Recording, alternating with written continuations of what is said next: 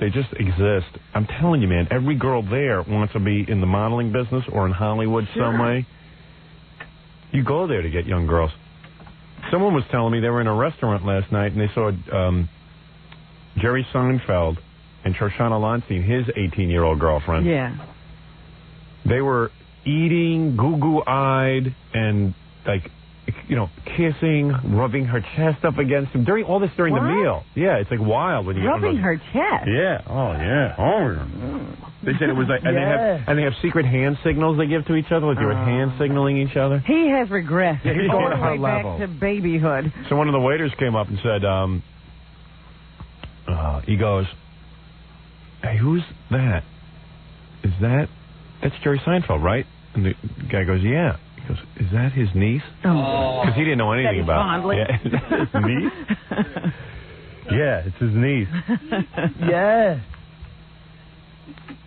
Man, what am I fondling an 18-year-old in a restaurant? I was reading about the life of OJ Simpson, and when he got rid of his first wife, you know, the black woman that he met in high school, she was no model. Not an incredibly ugly woman or anything, but no regular housefrau.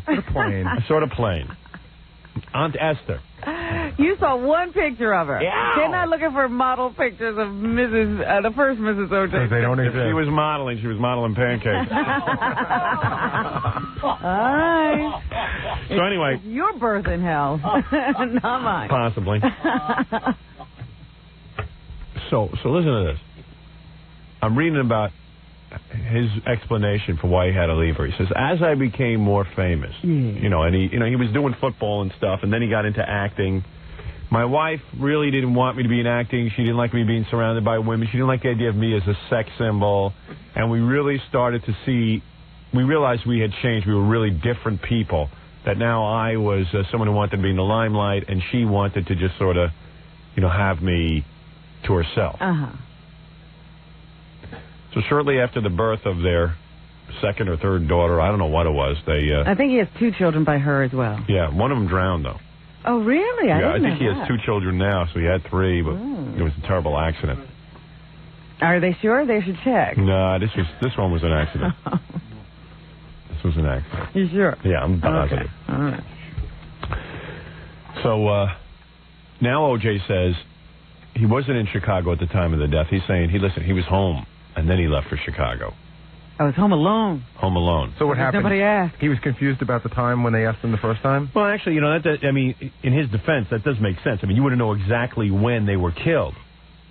You know, he might have been confused. He might have thought he was already in Chicago when they were killed. Hey, look, I'm trying to pull through for old OJ. What's the deal with the lawyer quitting? That's interesting. I was talking to someone about that last night. Guy says to me, "Did you hear OJ's lawyer quit?" I wonder who that was. Yeah, right. So I said, I go, yeah, what do you make of that? I said, I can only make 2 things of that when OJ Simpson's lawyer quits. And then after I do this, I got to take a break for a commercial. But I can only make 2 things out of that. Either one, the guy smelled a loser and said, I got to get the hell away from this. This is too big to lose. Right. Yeah, I don't want this high-profile loss here. Because Howard Weitzman basically lucked out in his career and got DeLorean off. And now he's a whole big high-profile lawyer. And when you're a high-profile lawyer, you want to only take on winners.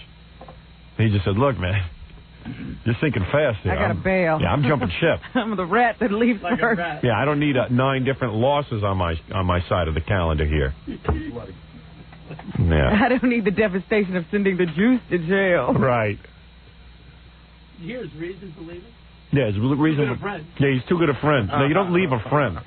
Only in Hollywood would they say, I'm too close to the guy, I want to leave. And he's too busy. Yeah, I thought it was the Robin Quivers defense. I'm busy. Hey, Jackie, is your microphone working? I don't know. Yes. No? No. I don't know. No? 1, 2. Oh, I guess not. Wait. Sounds intermittent. All right, there you go. Now you got it. Check 2. No. Here we are again. Yeah. 1. It depends on when you're moving it, Jake. Scott. If you could keep shaking your microphone while you talk into it, it might work. All right, don't worry about it now. We'll fix it later. You don't have anything important to say anyway. We have your most important stuff on card anyway. Yeah, your laugh. Now, where was I? Or the other reason that I can figure he resigned, number one reason, doesn't want to be around a loser, or the other reason is OJ doesn't have money. Oh, stop. Yeah, he could be. Hey, you don't know what OJ has. Now, Tom said he read in the paper yesterday that OJ has $10 million. Does he? Yeah. Well, then he has. There goes that theory. So let's go back to theory number 1. He smells a loser. What do you make of it? Anything different? No, it seemed to me that he was bailing out on a sinking ship. Yeah. Okay. I'll go along with that. That was my first guess. Yeah. He might be too busy, but I doubt it. Too busy. You can always make time in your schedule when you want to. I think for a high-profile case and you know it's a winner, you make time for it. Sure. I mean, he's not running that law firm by himself. Right. Yeah, there's other lawyers. All right, very good. I got to take a break here, and then we'll be back right after these words. We're back with the Howard Stern Show. Yes. Yeah. You know. Yes. Oh, yeah. I saw Doogie. You remember the girl who played Doogie Howser's girlfriend? Yeah. What did I just see her on? She's on that new MTV movie, TV show, Dead at 21. God, is she a piece of ass? Oh, she stayed good? So? Oh. I'm just wondering. I was wondering what you'd think of her transformation. There's a girl who was really good looking on Doogie Howser, and then started to get a little funky looking. Really? And then all of a sudden, I don't know, she cut her hair short. She looks really hot. What a body. Because wasn't she in that Fox show? No. That college show? No. That was in her. No. That wasn't her? How dare you? Oh, fine. How dare you confuse her with other girls? That's a fatal mistake. Oh, I'd love to just knock her off. Oh, man. What do you mean knock her off? Kill her like OJ Simpson? Yeah, if I caught her with another man, I'd slash her throat right on the sidewalk. No, I mean, she's hot. So many hot women. By the way, the guy sitting in the studio here is Michael. Let's get him write my movie with. Hello, Michael. Actually, Michael will do all the writing. I'll give him the big You'll picture. sit around I'll sit around and watch him. Yeah. Michael's like a genius, I think. Why do you say he's a genius? Like a genius. Because he wrote a screenplay. He wrote it in 6 days. It's one of the best screenplays I ever read. Like a genius. Can we ask what it is? It's none of your business. I was just going to ask what Michael's credits were if I'm not out of line. It's none of your business what his credits are. I tell you he's great, that's the end of it. If I decide that he's good, he's good. Read between the lines. He has no credit. He's an up-and-coming guy. He's just having to read a script. That's all. Doesn't matter. He's discovering new talent, like you, Bubba. You know what that means? He works cheap. That's all. That's the end of it. That's it. Then you just go on to the next guy. How you doing, Michael? He's uptight. You uptight about being on the air? A little. A little bit? Michael's not a youngster for someone starting out. Well, you know, I've been out there. Oh, you have? In the world. Oh, sure. okay. I just, He has life experience. Starting out. He has life experience. What was he doing before? He was working at Roy's. Roy Rogers. Yeah. Howdy, partner. He's written a whole bunch of good screenplays and stuff. And you won't tell us what? Well, I don't know. He's got one that's... I don't know how secretive your life is. You know what I mean, Michael? Well, you know, I've had so many credits but I think I have a good reputation in Hollywood, but, you know, outside of it, of course, I don't have any movies made. So. Right. He doesn't have any movies exactly made. A lot of them bought. He's in production, as they say. And so I ask again. Yeah. Well, where was he? Oh, you mean before I got to Hollywood? You really want to know my life story? Yes. He's like Jackie and Fred. They write stuff, but they keep it... I know Jackie was in the strip clubs, though. Right. And Fred was in Connecticut. Right. Where was he? He was in different places. Well, I'm from British Columbia in Canada. And not even an American. No, I didn't go with an American. But I'm sick of working with Americans. I have objectivity. I've been writing with Jackie and Fred for years. I'm sick of Americans. I decided to mine the Canadian talent. No, but he's like an American. Yeah. He favors America. Sure. He lives here now. Yeah. If there was a war, hey, Michael, if there was a war between Canada and America, who would you fight with? Oh God. Well, since it's the American audience, of course. America all the way. Right. Sure. Of course. He's a spy. I hired a spy. We do go into Toronto, though, Michael. Yes. Uh-oh. You know, there's a law that out of every 3 scripts he writes, at least one has to be about Canada. Canadians have this real inferiority complex, so much so that the government says even the disc jockeys, the radio stations, have to play. And this is true. Michael, you'll back me up on this. Every 3rd record, I think, that is played on the radio has to be by a Canadian artist. Yeah, well, Canadian content, you know. Yeah. Culture. Oh, so if you say Canada, you can be on. Yeah. That's why a lot of artists just throw the word Canada into their song. I always wondered how Anne Murray sold all those records. Anne Murray, and you hear a Rush song every. Isn't Rush from Canada? Yeah. Brian Adams. Mm-hmm. No, he's Canadian. He's Canadian. Yeah. Is he? Yeah. I thought he was English. No. Oh, that's right. He is Canadian. What am I thinking? We met him over in England. That's what it was. Mm-hmm. And yeah. Oh, Celine Dion. She's Canadian also. Yeah. So Michael, I can't even pronounce Michael's last name. So I noticed you gave him. How do you say that, Michael? Kolesniko. Kolesniko. What are you, Polish? No, Russian. Oh, okay, good. Oh, a Russian Canadian. You're right. Russian. No, he's a good writer. Thank you. He wrote a script. You wrote a script in 6 days, right? Yeah, and if they're listening at MGM, this is going to thrill them. But yeah, I did write it in 6 days. I sold it last month to MGM, called To Have and To Hold. Yeah. And what did you do before? Was he a serial killer? No, he's written other things. Advice Simpson. He did a lot of things. No, I was... He taught. He did things. Yeah, I was a high school teacher in the Arctic for a while. And in the Arctic? Yeah. Yeah, they passed the Arctic Circle in the Northwest Territories, and then... Sheesh. I lived in Britain for a while. I was a bartender there. But he killed someone, so he had to do some prison time. And then now he's out. So he's got life experience. Yeah. But then I was a reporter for a couple of years, and then moved down to L.A. about 4 years ago. Yeah. Okay. He lives in the Arctic Circle, right? Yes, that's right. He's a people person. You ought to have a good time with him. Yeah. He hasn't been out of the Arctic in a while. Well, anyway. So he's in here getting a flavor for what it is I do. Okay. Which is sit here and stare at a never microphone. listened to the show? No, he's a big fan of the show. Oh. He's very intimidated by I me. listen all the time. He's very impressed by me. Being in here. What? It's interesting being in here. You're going to be here 2 days? 2. He wants to sit in here for 2 days. I said, it's okay with me. I don't care. I think you can soak us up in about a half hour. Yeah, I mean, there really isn't a whole lot to see, And I hate to disappoint you, Michael. Me, Fred, Jackie, and Robin. This is about it. Yeah. And Doesn't get any more exciting than this. What you've seen so far is what we'll be seeing for the next 4 hours. Yeah. It's not as exciting as a TV show. No. Maybe a couple of pigs will come in here and take their clothes off. You don't know. I mean, things can happen, but... I doubt it. Yeah. We can't guarantee you. Yeah, you don't know if pigs will show up. All right, very good. Listen, so that's Michael. He will be working with me. In fact, we're working all weekend on my screenplay. Mm-hmm.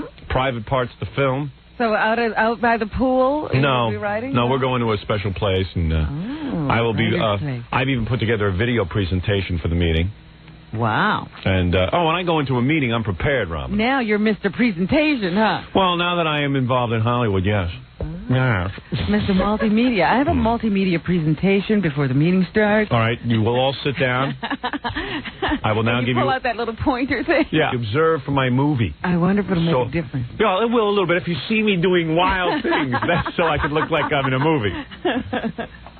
Big highlight in here is if I fart during the commercials. Oh, you're in for a treat. Yeah. So I hope you'll get the full experience. Eat something now. Let's prime the pump. Yeah, it's going to be a lot different than the Arctic. It gets hot in here. All right. So there you've now gotten a sneak preview of some of the behind-the-scenes movie making that I'm involved with. I'm with Michael Kararafafa. Why don't you change your name so I can pronounce it? What you do in the Arctic? I was a high school teacher. Really? Yeah, teaching. I was a substitute teaching. Actually, I was a staff substitute teacher, but what I had to do... He wasn't even a full... No, I got stuck with all the worst positions. I really did. He was a loser till he met me. Yeah. A lot like Jackie. I tell you, it was the only work. It really was in Canada. I had to fly all the way up there just to work at that time. Right. I was, 80? But he actually turned it into something interesting because the movie that he wrote, the last movie he wrote... Had to do with the kids? No, it had to do with the character starts out as a teacher in the Arctic. And it's a really great movie. It really is. It's going to be some film. Who's in it? Can you say who's in it yet? Are you allowed? No one's in it yet. They have to, from this point, I tell you, I know writer exactly. Hollywood, yeah. they don't tell you anything. Right. It's been bought and by a major studio, and it's really a great screenplay. That's what flipped me out about him. 6 days he wrote it. Well, that's impressive. What do you read? Did it have nothing to do with his life? Nothing. No, of course, the Arctic business, and then I based the parents in there. It's a romantic comedy. Yeah. And the parents in there are they're identical to my parents. Right. So he's spoiled talking dog about and people he do. Oh. Yeah, but it's a you know what it is? One of those great romance stories. Oh, you know how I love those. You look at Michael, you don't even know. You don't even know. What's going on inside? He's a romantic man. He's very romantic. But behind that cool exterior. And the reason I like Michael is because my movie is a romantic. My movie is a romantic movie. It is? Yes. To who? For me, it is. You better write some romance in there. And I mean with, like, someone who looks like OJ Simpson's ex-wife. May she rest in peace. You wanted to cast her. Yeah, I need a lot of romance scenes. Just missed out on her. Fantasy scene. Yeah, that would have been interesting. I would have cast OJ's wife. He could have come and killed me. Well, anyway, so but we don't know if OJ killed anyone, let's just say. Well, we don't know. He has not been convicted of anything. But if anyone wants to bet money on it, I'll certainly take action on it right now. That's a better bet than the Knicks going down. Hey, you know, we ought to write that into the movie. My movie, I'll kill a beautiful girl, but I wash up and no one can catch me. Think about that. Write that down. You don't leave a trail. Wet naps. Yeah, quickly write that down. I need a scene like that. I butcher her and then wash up. The clue to committing the perfect crime is washing up. Yeah. You know, someone said, why did OJ, you know, OJ is like the worst thought-out guy in the world. I mean, why didn't OJ, if he just killed his wife and stuff, get on a plane to Argentina and... Stay there. Because they'll protect you. I mean, they protect Nazis. They'll protect you. I don't know if they protect black people. Yeah, but they might return the black people. There might be no place like that in the world. Yeah. Well, famous black people might stand a chance. You got money, OJ? As long as the money's here. Yeah, right. You're anything. Okay. OJ, there's a thing called soap. Try using it. Chicago, yeah, they still have extradition rights there. Yeah. It would really help. Anyway. Hey, OJ was being diligent. I just want to point that out. He had an appointment. He kept it. Yeah, isn't that amazing? Like, he actually ended up going to Chicago? I might as well continue with my schedule. That's right. What's next? Kill my wife, and what's next? Go to Chicago. Yeah.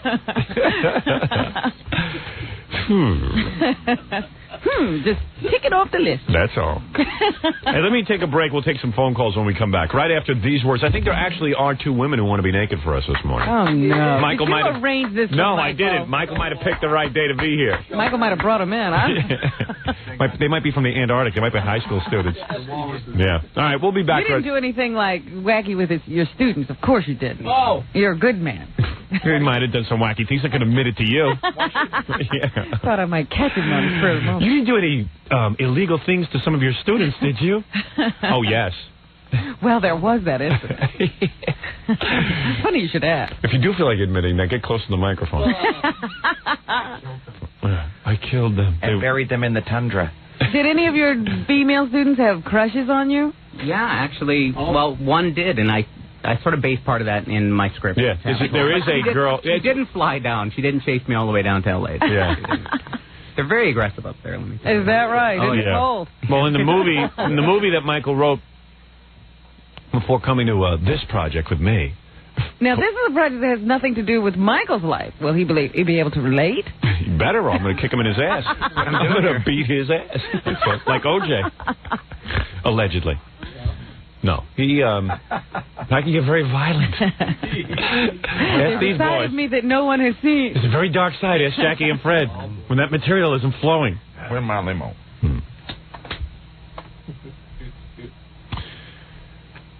There's actually a baby walrus up in the Antarctic that looks a lot like Michael. Something very strange happened. It was a cold night. Tusks. And a beard. Anyway, no, so Michael, what was I saying about Michael? I forgot. We were talking about what? Love interest. Love interest. Oh, yeah, if any of the girls loved him. What's going on? I don't know if you're interested in this. I mean, the guy doesn't want me to say how he knows, but I was talking to him off the air. Yeah. And he claims to have sort of an inside track on what's going on with the OJ case. Oh, really? Yeah. All right. Let's entertain this. Guy washed the sidewalk. Now, sir, I understand you are anonymous. That's right. All right, so let's say up front that, of course, anything you say could be completely contrived, completely made up, completely off base. Right. You're right. You could just be a guy who's doing this as a joke, or you could be someone with a motive. You might even hate O.J. Simpson. You're right. You're right. Well, it's not. I'm just going to let you know, and then Well, OJ killed the guy with a gardening tool. Now, how would you know this? Because I have a source with the FBI in L.A. I know it sounds funny. All right, okay, I'll entertain this. Go ahead. You say allegedly OJ killed the guy with a gardening tool. Right. All right, now how did that happen? Well, Tell me. first of all, he went over to the woman, and he asked her to come to Chicago, and she denied. And then before he left again, he went back. And then when he went back, the guy was there, and he killed him first, and he used the gardening tool, and he got him like over 100 times. He stabbed him. Then he killed her afterwards. Now, you can take it for what it's worth, but I'm not. I thought I'd tell you. He claims that OJ's going to confess today. Yeah, guaranteed today. Why Guaranteed. today? Pardon me? Why today? Why is this day different than any other day? I have no idea. But I thought you'd know. I thought I'd let you know. Maybe OJ thought he was a weed. That's right. You never know. Isn't it weird how people look different in everything? It's like this guy, Ron Goldman, the waiter and model. Yeah. Waiter/model. Anyway, they showed him on Studs. He was on Studs. Did you see this? No. Last night they were showing this all over the place. He was on Studs. He was a contestant, and he looked okay. He didn't look that great. But then they had him in those modeling ads, and he looked unbelievable. Yeah, what they do to people in those ads. Yeah, I know. Well, you see pictures of me, I look really handsome, and you meet me in real life, you want to puke. I was talking to a couple of women yesterday who were like really mourning the loss of that guy. Yeah. Saying, whoa, he was hot. I was one of them. Yeah, Robin was What did I do Robin's yesterday? wearing all black today. I came in yesterday with a picture of him. I said, oh, no, not him. Yeah, that's how I felt about OJ's wife. Yeah. Well, this guy was saying the reason why OJ is going to confess today is he is in seclusion with that doctor. And, He what? He's in seclusion with that doctor because, hopefully he's going to, regain his thoughts and be What able to doctor? stand That up to Yenta that keeps going on TV saying that she's a psychiatrist? I personally don't think. See, I only heard this through my mother. And Your mother's on the FBI? No. We have relatives. And that's how we know about it. Yeah, well, this could be all hearsay because you want to know what? This is all rumor going around because 2 days ago my agent got a call and he said, hey, I just got this tip. OJ's about to confess. They've arrested OJ. And then it turned out it was completely wrong. Yeah. Well, bet Gary that he confesses today. No, Gary. Why Gary? Bet you. All right, I gotta go. Well, it'll be interesting to see if your little if I'm story right. pans And if out. I'm wrong, then so be it. But I thought I'd let you know. Okay, thank you. All right, have a good day. All right, bye-bye. If you're wrong, do we get to slit your throat? Yeah, again, that's a good game show. The OJ Simpson game show. People call up. If they have the right guest, they get to stay alive. And Slit the throat. yeah. Well, anyway, again, I just want to repeat that guy could be he could be on drugs right now, hallucinating that he knows something about the O.J. Simpson case. And there has been so much rumor around this, although I would tend to believe what he just said. It'll be interesting to find out what kind of weapon he used, because nobody has said what the murder weapon was. Yeah, they keep saying something pointed, and they've never used the word knife yet. I've heard the word knife. No, they've only said Some that point they were stab wounds I see. with some point and with a sharp object. Now, why in the middle of summer in California was O.J. wearing bloody gloves? See, now, the things I read is that after he divorced her, he used to stalk her. Yeah, I've been reading it. Evidently, O.J. was How did a he maniac. get all the work done? I don't know. But anyway, the point is, and this is a guy who had O.J. Stalker. he could get any piece of ass he wanted on the planet out there. Yeah, but you always want the one you can't get. I don't know about that. Well, See, Jackie all of a sudden now understands. no, but... Well, Jackie used to stalk. I understand. He's in the mind of O.J. Yeah, I mean, you're O.J. Simpson, and you're getting one model after another. Do you really care that your wife is not with you anymore? Yes, because this obviously, if he did this act, he is a very sick man, and there was a whole power and possession thing going on with this particular woman.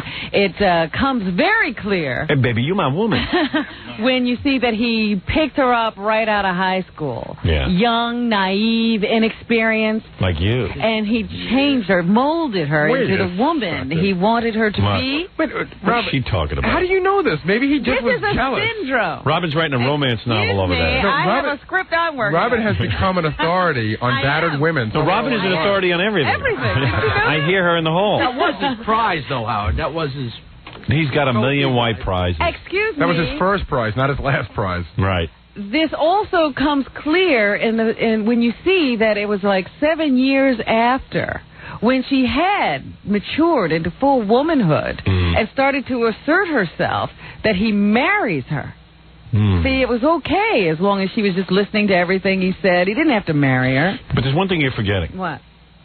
He could get laid by everyone. This has nothing doesn't to do make with sense. Being laid. He was getting laid. Oh, no, you don't understand. I do. You don't. I don't. All right, who cares who understands? I got to take a break.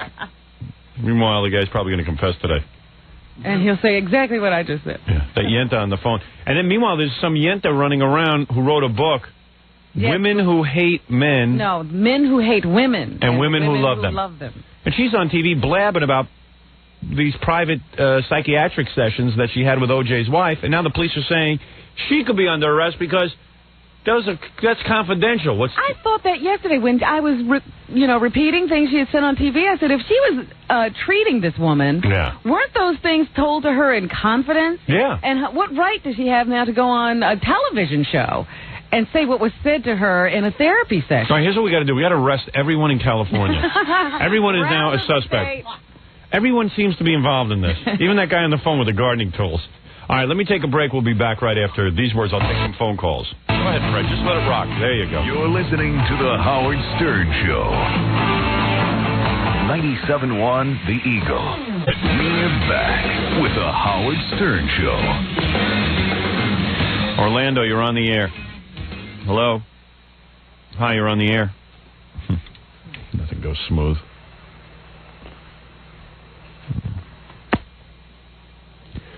Los Angeles, you're on the air. Hi, how you doing? Why are you talking about the Patrick Ewing and the OJ Simpson like that? That's not right, talk about the black man like that. That is the worst impression of a black man I ever heard. Jackie on the phone. Are you Jackie Martling calling from the other room? You calling Patrick Ewing original man and monkey man. I didn't call him monkey man. I said he's like a Neanderthal. I know he's that. He's ugly. What's wrong with original man? Are you going to do that fake accent or are you going to talk normal? I know he's ugly. Why don't you talk? Pat so ugly went to the zoo one time and the zookeeper gave me $50 and said thanks for bringing him back. All right, thank you. What a nitwit. Hey, the missing link. Sound like Bullwinkle. Hey, some girl wants to be naked for us. Yeah. Hey, listen to this fax I just got. Showed up? Yeah, I don't know what her story is, but listen to this.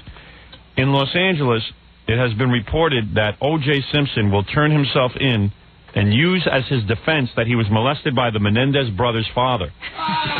Now, if this is true, Robin, this will be unbelievable. Can you imagine how long this trial is going to take? My stepdaddy, Mr. Menendez, he made me play tennis. He touched me in a bad place. He touched me in a bad place, the most evil of places. He did my homework. The dirtiest, darkest place there is. I felt like a woman. I don't mean he touched me in Africa. I mean he touched me on a body part that is so foul that I don't even want to admit it. A man should never touch that place. He touched me deep in my Congo. Deep in the jungle. Deep in the jungle. Deep in the farthermost jungle. With his anaconda snake. This guy says, hey, guys, you might like this. How about a song parody about OJ to the tune of Old Man River? It goes like this. Oh, no. OJ slashed her, he hit and bashed her, etc. Right? This guy from Los Angeles named Ellis. By the way, regarding OJ's lawyer change, this listener writes us a quite serious fact, which I believe he's right, actually. Howard Weitzman is a renowned trial attorney. Shapiro, the new guy. Are there anybody but Jewish lawyers around? Shapiro, the new guy, is a renowned plea bargain attorney. Looks like Juice is going to get the juice. Mm-hmm. Signed, Love You in Los Angeles. Now, here's a guy who came up with an OJ defense murder theory. OJ owed the mob big bucks from gambling. He wouldn't pay off, so the mob hits his wife, and Goldman just happens to be there, so he gets it too. The mob does it, so it looks like OJ did it to ruin him. See, now that would be a good defense. See, now that would explain how the blood got everywhere. Right. That OJ wasn't just being sloppy, he was being framed. It's better than I was at home. Alone. Waiting for my limo. Where's my limo at? My limo is late. What's the blood on my watch? Where's my limo?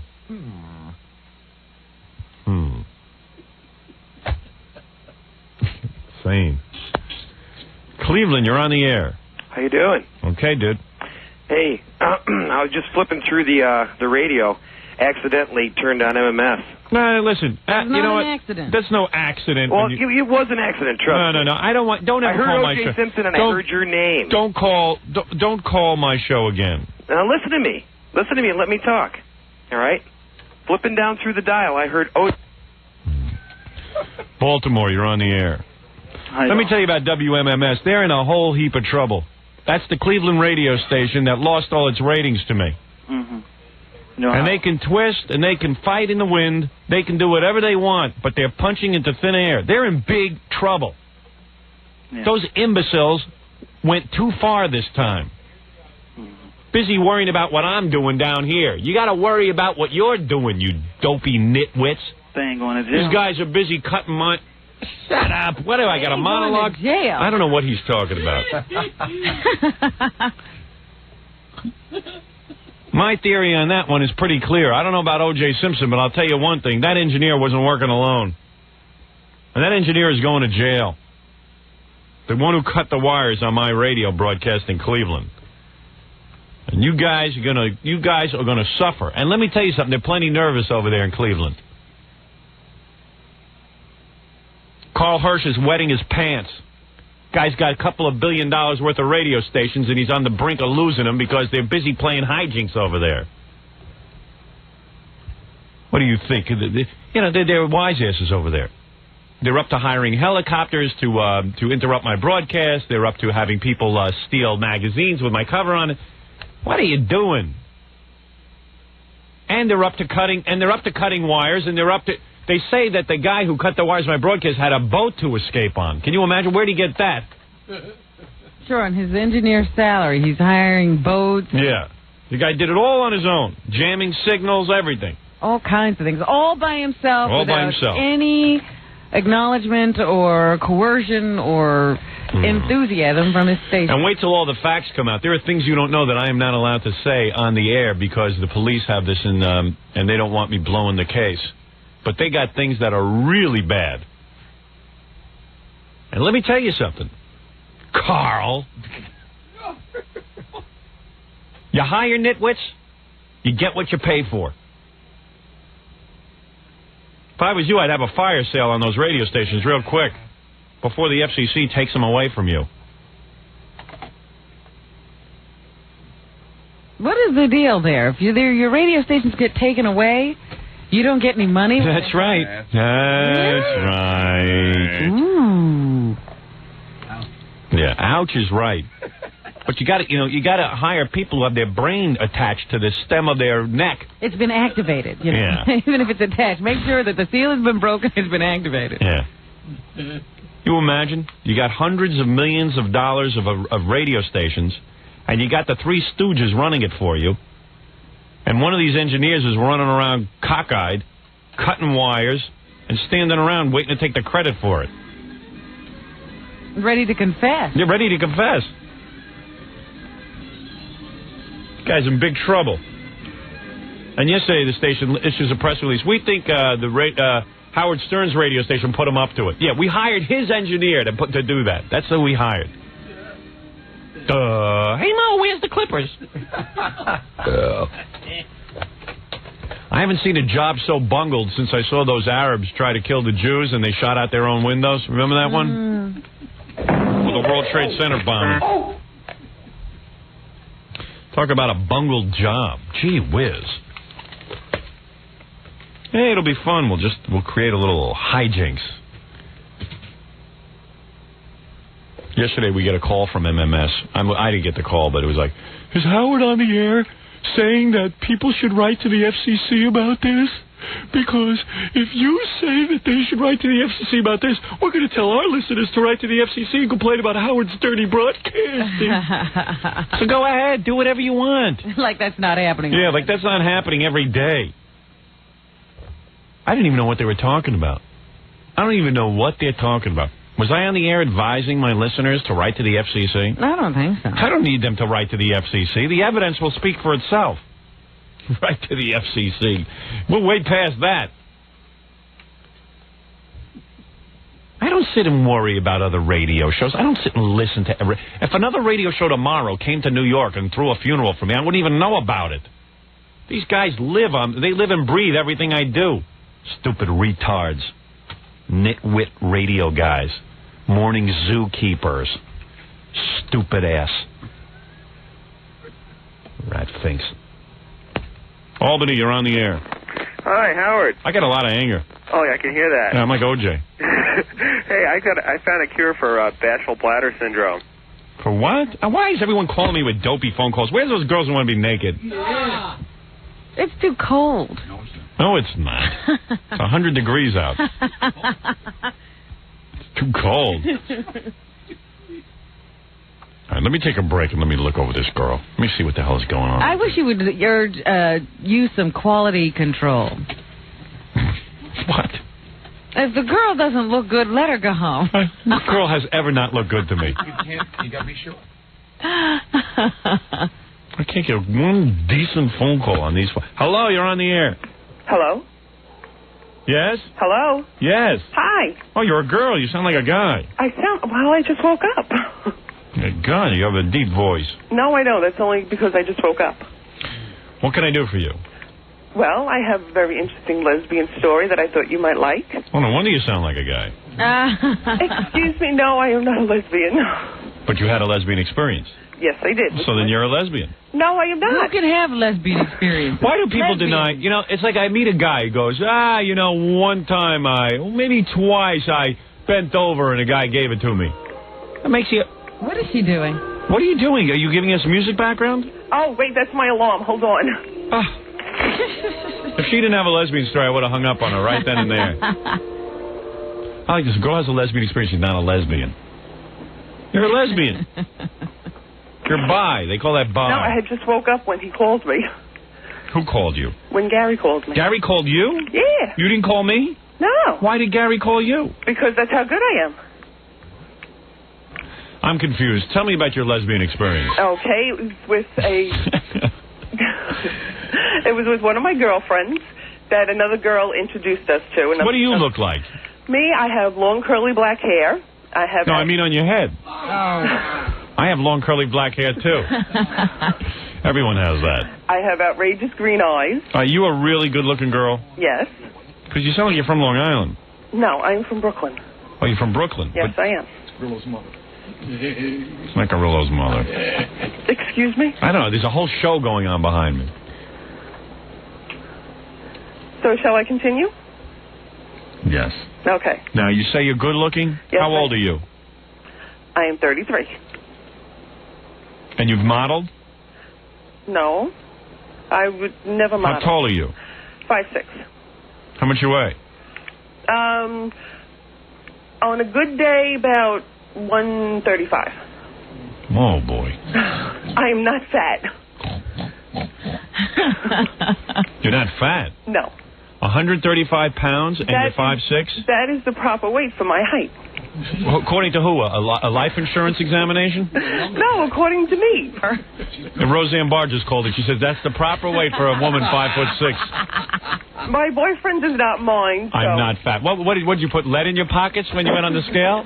No. You're not fat. Of course you're fat. Do you have a big chest? What is your cup size? B. You're a B cup. Oh. Go get a mirror and tell me whether or not you're fat. Could you wear a thong? Yes. You go to the beach in a thong? Only if I have heavy-duty sunblock. But, I mean, you wear that kind of bathing suit? Well, not in Brooklyn, I wouldn't. When I go away, I do. Really? You wear a thong? Yes. And your ass and everything sticks out? Oh. Usually when you're... And you don't have any dimples on your ass? No. Girl, 135 pounds, 5'6". Should be against the law for her to wear a thong. And people don't throw up when they see you in a thong? No. Really? 135? Yes. Are you a big-boned girl? Yes. Of course. What? Your bone's like a sewer pipe. It's a dinosaur. Do you have extra bones? No.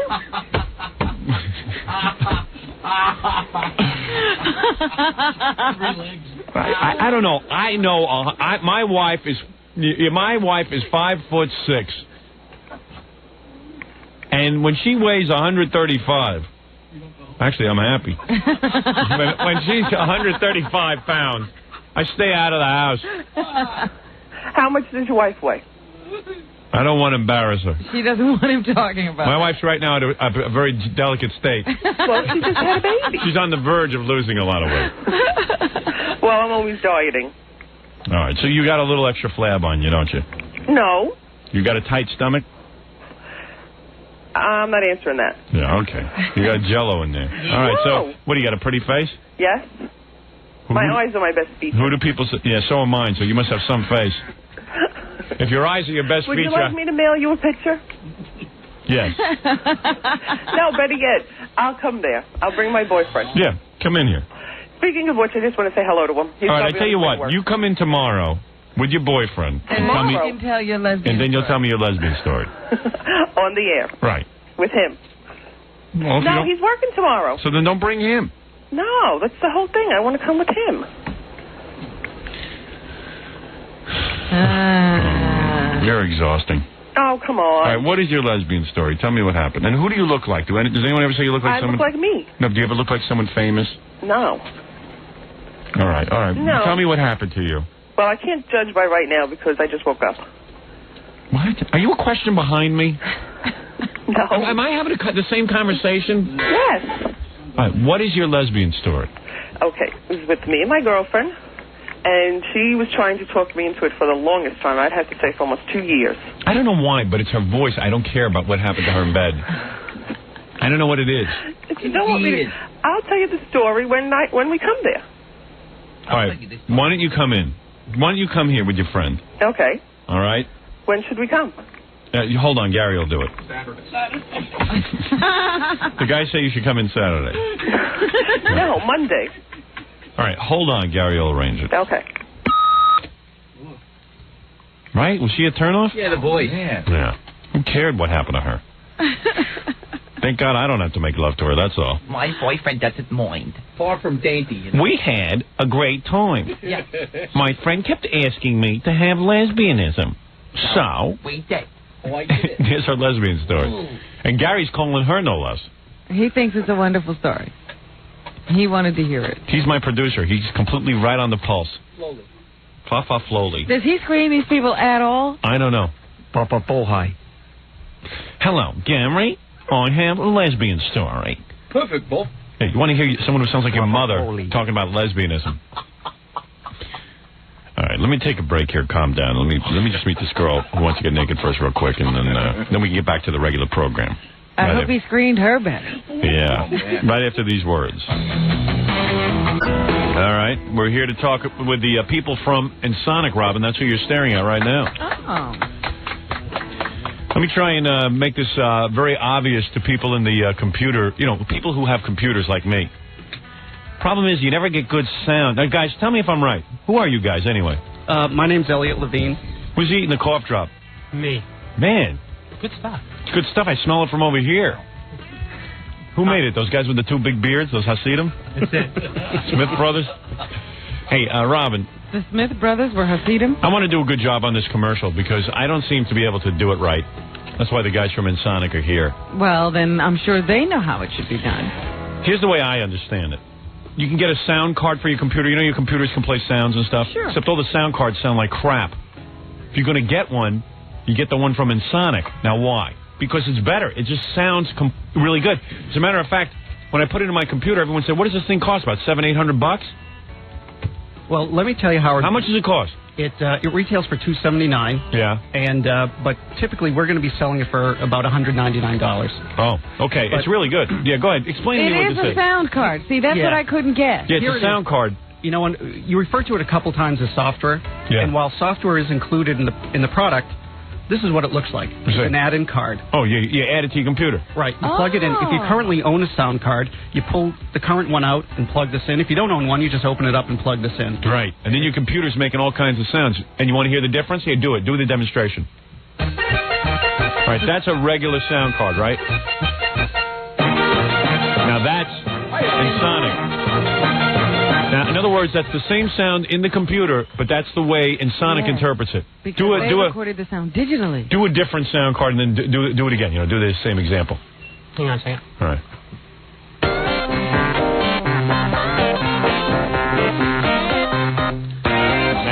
difference? That's the same. That's in Sonic. That's the new story. Was that in Sonic or was I at a friggin' concert? What? You bastards, you invented something good.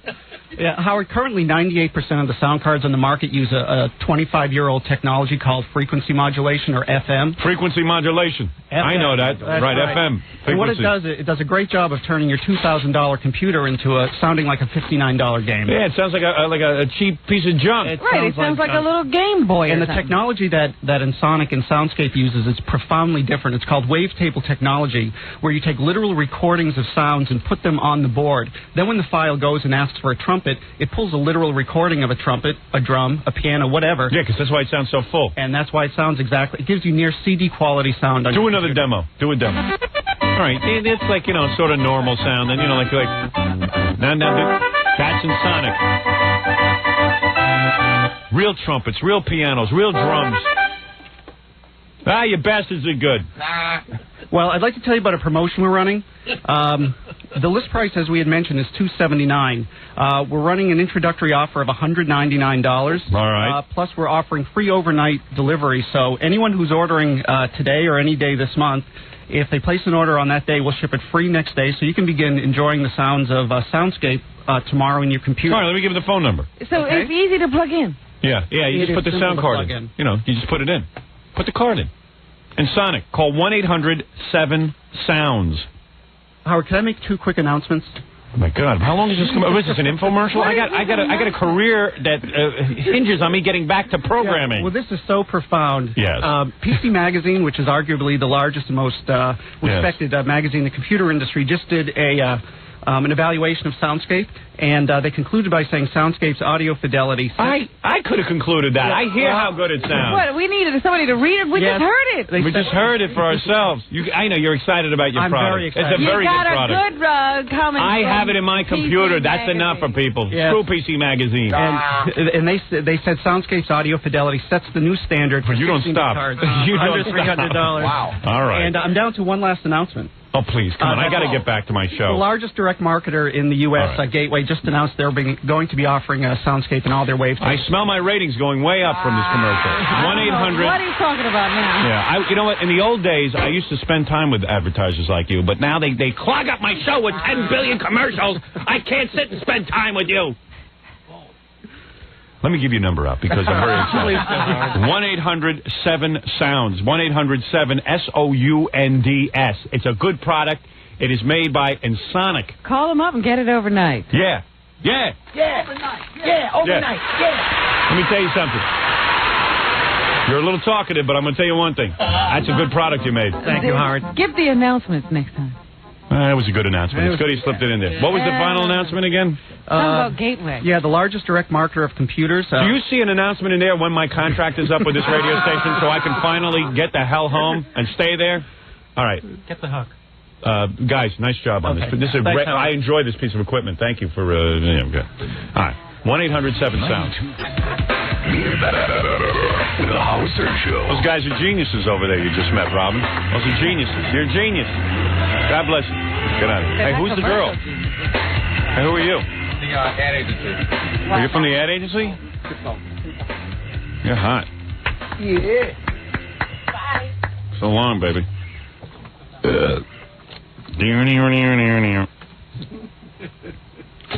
I wanted to go see Soundgarden Friday night. Go to the concert, pretend to be young. Yeah. But I don't think my wife will give me permission, so I don't even ask. Oh, you couldn't take her? She wants a date, probably. She hates Soundgarden. She would be sitting there like, let's go home. She doesn't like them? I mean, I don't think she would like them. I know her. I know what she likes Barbra Streisand. Wouldn't you go to a Barbra Streisand concert with her? No, of course not. What am I? What? You got to go everywhere together? In theory. See, that's the problem. You got to go everywhere together. That is a problem? Yeah, of course. Why? Because if one person doesn't like something... Why can't you go somewhere by yourself? I don't know. She does, doesn't she? She goes all the time. She's going to the Barbra Streisand concert without you? She's also going to see Whitney Houston. Boy, she got some taste in music, my wife. I don't know what the two of you are doing together. I need a concert wife like Amy Lynn that I can bring to concerts. You know what I mean? Be seen with some broad on my arm. Go home, slit her throat. Yeah. That's how you discard them after Yeah. So you can't go? I don't know. We're writing Saturday anyway. Did you ask permission? Nah, I don't want to ask permission. Ask permission. I didn't ask permission. Did you ask her to go with you? Nah. Because it would be a whole thing. I'd say. So you just assume I know, that you can't go. Going with her would be bad because I know she would hate it. She'd be like, "Oh, let's get the implies," and then it would be good just to run out the door and see. I don't want to get. You know what? I don't have time anyway. Too busy, but they're in town. I just like that. I like that song they do. I like the whole CD. Yeah, that's a good album. But, hey, Jackie, what's going on with your marriage? You still married? Last I checked. What time? Jackie's obviously really upset. I'm catching drips and drabs of what's going on in his marriage. See, I don't know. I've sort of backed off of that one. Tell me if it's rumor or true. I heard that you're really pissed off. I don't blame Jackie. I'm with Jackie on this 100%. Just tell me what you're going to say. I'm going to stick up for my pal. You don't stick with me when you have no idea what's going on. Well, here's the deal. He's coming home in a couple of weeks. All right, let me just say something. Jackie's wife has been in California how long? About 4 years. All right, no, seriously, be honest. 2.5 months, I think. Okay, 2.5 months, because Jackie's wife has this thing where, like, her career... hold on. Her career is as important as his. I don't know that that's what's going on. Oh, yeah. So listen to this. So Jackie loves his wife. I mean, hey, Jackie... You have this strange mentality that somebody should change their life for you. Yeah. So listen to this. Me or him? Listen to him. this. Listen to this. Oh, I couldn't care if Jackie's wife changes her life at all. No, but you would have your wife. You'd have to give up whatever she was doing because you're so important. Not at all. Not at all. Not at all. I never told my wife to quit working. Right. Howard, I can't believe you said Never did. I said if you're going to have kids, don't work. And if you're going to work, don't have kids. That's the choice. Oh, like who made you? I would be happy to stay home and do what my wife does. Sure you would. On her social work salary, I ain't living on it. She's not a provider. You wouldn't be a good parent either. You're not kidding. Not on that salary. On any salary. So, would you stop arguing? I'm telling you a story. It's me, but is she on my side? I don't know. Unfortunately, he's put me in that position. She is now the argue queen. She hasn't even heard the story yet. She's already on fire. Black, white, black, white. Right. Anyway. All I know is he's going to say something about Nancy not being able to pursue her dreams. No. That's not even what I'm saying. So listen to this. Exactly what you're saying. Listen to this. So, Jackie marries this Nancy against my wishes, but he marries her. Against your wishes, I had to go against you. You did. On this one, he went against me. Try and follow whatever you told her to marry him. Anyway. Marry me. So she, she hasn't been, by my measurement, in terms of success, the girl's already a little bit older now. What is she, in her 30s? It's a very tough career. It's a tough career being an actress, but she hasn't exactly lit the world on fire. Lots of people don't make it till 40. Right. She's not 40. I'd say she might not make it till then. If she's lucky. Anyway, so... What? She might not make it till then. Let me continue, please. I can't take all the side issues. Let me just tell you the story. The woman that Jackie marries, Nancy, decides that she's going to be in a play. Now let me give you any delusions. It's not a play like when you go to Broadway, Robin, or you see I understand she's in a 25-seat theater. 25. I think it takes place in someone's bedroom, and I think 3 or 4 people get to see it every night. It's one of these. It's in somebody's silly house. plays, I call them. It's play closed last Sunday, and now you're talking about it. Oh, the play closed last Sunday? So why is she not home? There? She's going to visit her sister. She's packing up her computer and everything she's got. Oh, her computer. A couple weeks. All right. It takes a couple of weeks to pack up the computer. Can't wait to get home to her man. She can't rush home to see Jackie? So I think Jackie is... What I've heard is Jackie's pretty upset. And... Now, this is according to This is what I've heard. No, not according to you. You've never discussed it with me. Oh. I'm just hearing drips and drabs. He discusses it with someone else? Other people. This is what I've heard. It's maybe rumor, like the OJ Simpson case. It could be all rumor. I just wanted to know if these people said Jackie told me. Yes. All right. All right. Jackie talks to everyone but me. All right. Well, I'm pissed off 1 minute and not so pissed off the next minute. Right. He wavers. It's called marriage. Right. Well, this is a little bit more serious. No, it's called She's in California. She's in California for the last 4 months. So anyway, she goes up to California, and I know that, she says, hey, my career is important, but, is it a career when you're going out to California and it's costing you more money to be out there than you're making in the play? Well, that's a qualitative call. Also, is a career when you're playing, in other words, can't you play these plays in someone's bedroom here in New York? Does it have to be? Why was it in California this time? Yeah, why did it have to be in California? She's a New York trained actress that wanted to do a play in California that was, produced by a guy out there, this guy Farrell Hirsch, who's produced a lot of plays. Yeah, but when you say plays, don't say plays like a play on Broadway. This is a play like that takes place. He's a playwright, all right? He's not Neil Simon yet. Neil Simon wasn't Neil Simon before he was Neil Simon. Well, I'll tell you one thing. He worked for an egomaniac before. He's not Neil Simon. He's not Neil Simon, and the play wasn't taking place in a... Everybody starts, and everybody has to work their way up. So she takes off for some odd months here. And the guy's like, hey, where the hell's my wife? What's going on? Now the play's over, he tells me. She's still not back. Not yet. Hey, I know how the guy feels. Hey, let me tell you something. I could care less how he feels. I'm wondering what it says about the marriage. That's right. I'm with you, pal. I'm with you on this, Jackie. What are you with me on? I know what's going on. You have no idea what's going on with anything. Dude. I'm with you on that. I back you up on it. I hear you're unhappy. I feel your pain. I don't go home to the bliss you go home to. I feel your pain. Rule your wife, Jackie. Make her come back. I asked her to stay another month, to tell you the truth. Yeah? No. Okay. Kidding. All right. Whatever's going on. You have some old-fashioned idea of what marriage is. Yeah, it's called, like, seeing each other once in a while. Hey, do you have to be in each other's face every day to prove your love? Yes. I banged her in Las Vegas. Did you? Sure. Good for you. So did everybody else. So did everyone. But I really think that's odd. You complain one minute that you have to go everywhere with her, but you can't go away either. No, I wouldn't be upset if my wife left for 2.5 months. She's upset. I heard rumors that he is upset. Who's this, Dan and Gary? Yeah. Both. Yeah, I blow off steam when I'm pissed off. Right. What were you pissed off about? You needed something. Sometimes you're a little I'm not out of line here, Robin. You don't know the whole story. Oh, you're not telling me anything I told either. you the guy's not happy. Oh, he's not happy when she's here. I'm not happy with anything. All right. All right. This is obviously too painful a subject for people to talk about. Like who? Like you. I'm not being forthcoming? No, you're not. What would you like? You're telling everyone you're upset, and then I'm asking you about... I'm telling everybody everything. Gary said you're upset.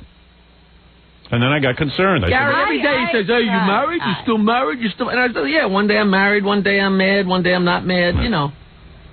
I mean, I guess I won't speak to him When you made this decision that she could leave... I don't think he had a decision. He didn't make any decision. Oh, it was no... Oh, that's different. Yeah. He didn't make any decision.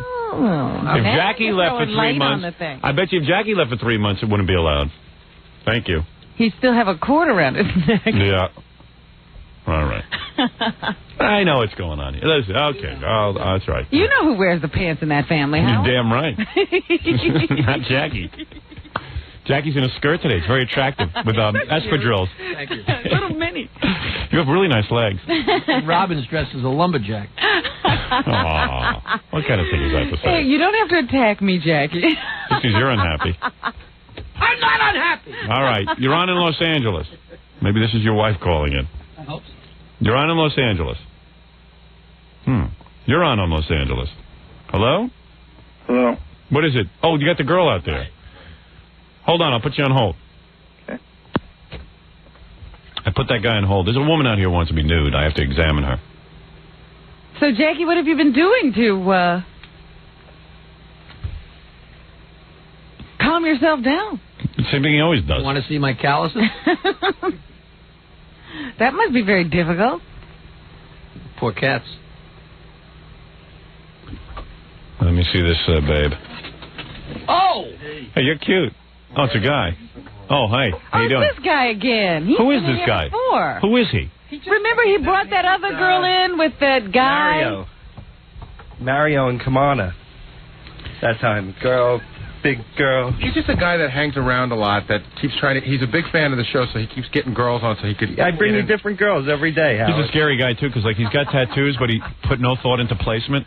Like, he's just, just threw them all over his arm. I'm working my way down. Oh, you're I'm making always... a sleeve, huh? Yeah, no, not really. Those are the scariest guys, the guys with a whole sleeve of tattoos.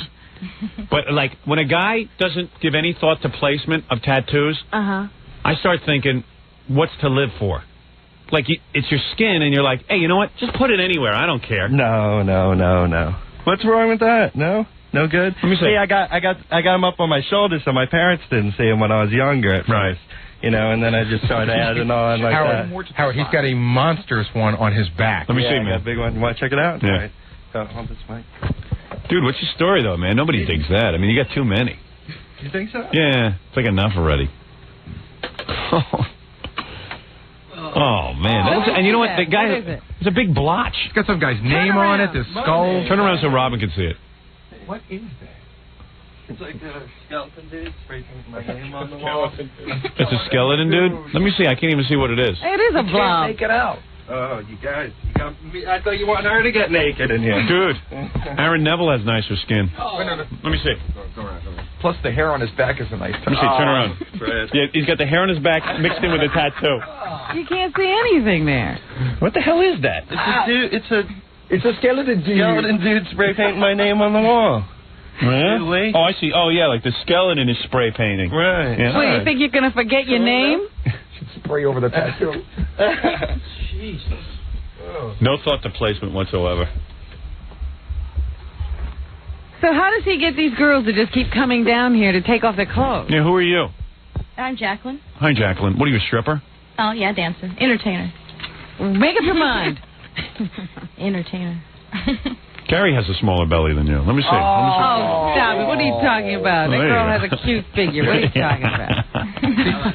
She claims that he's doing video work for her. I don't know what this guy does, but he's doing video How do you get these girls? What do you mean you're doing video work? Do like video portfolios, like electronic portfolios. Man. Coco.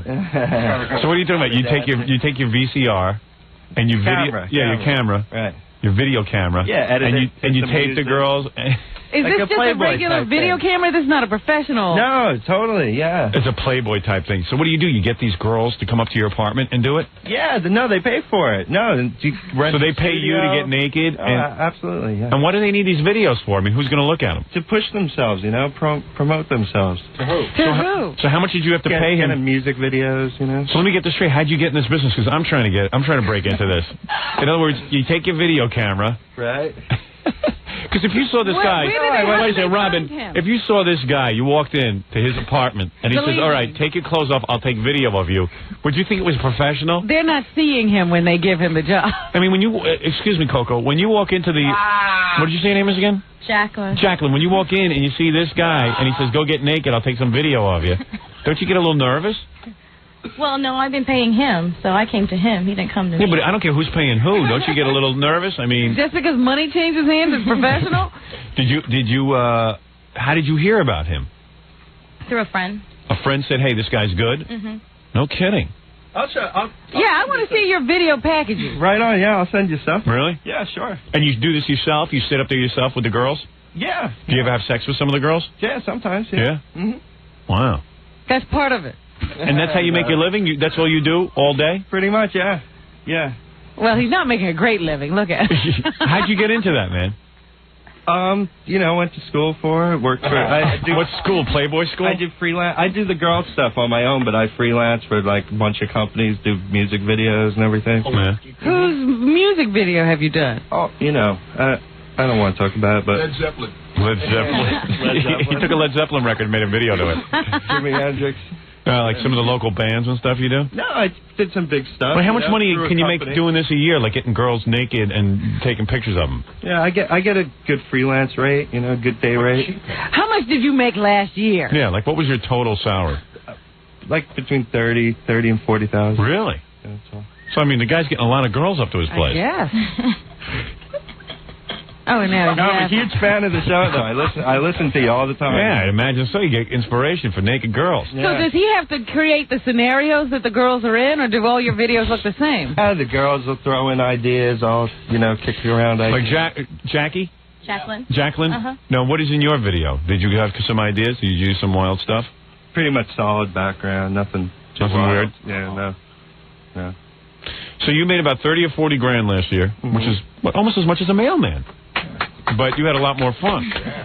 So you must get the benefit, though. So you must laugh at me when I get all worked up over these girls coming down and getting naked, because you're one step ahead of me. You get them to pay you to get naked. And sometimes have sex with them. Yeah, right. And pay him.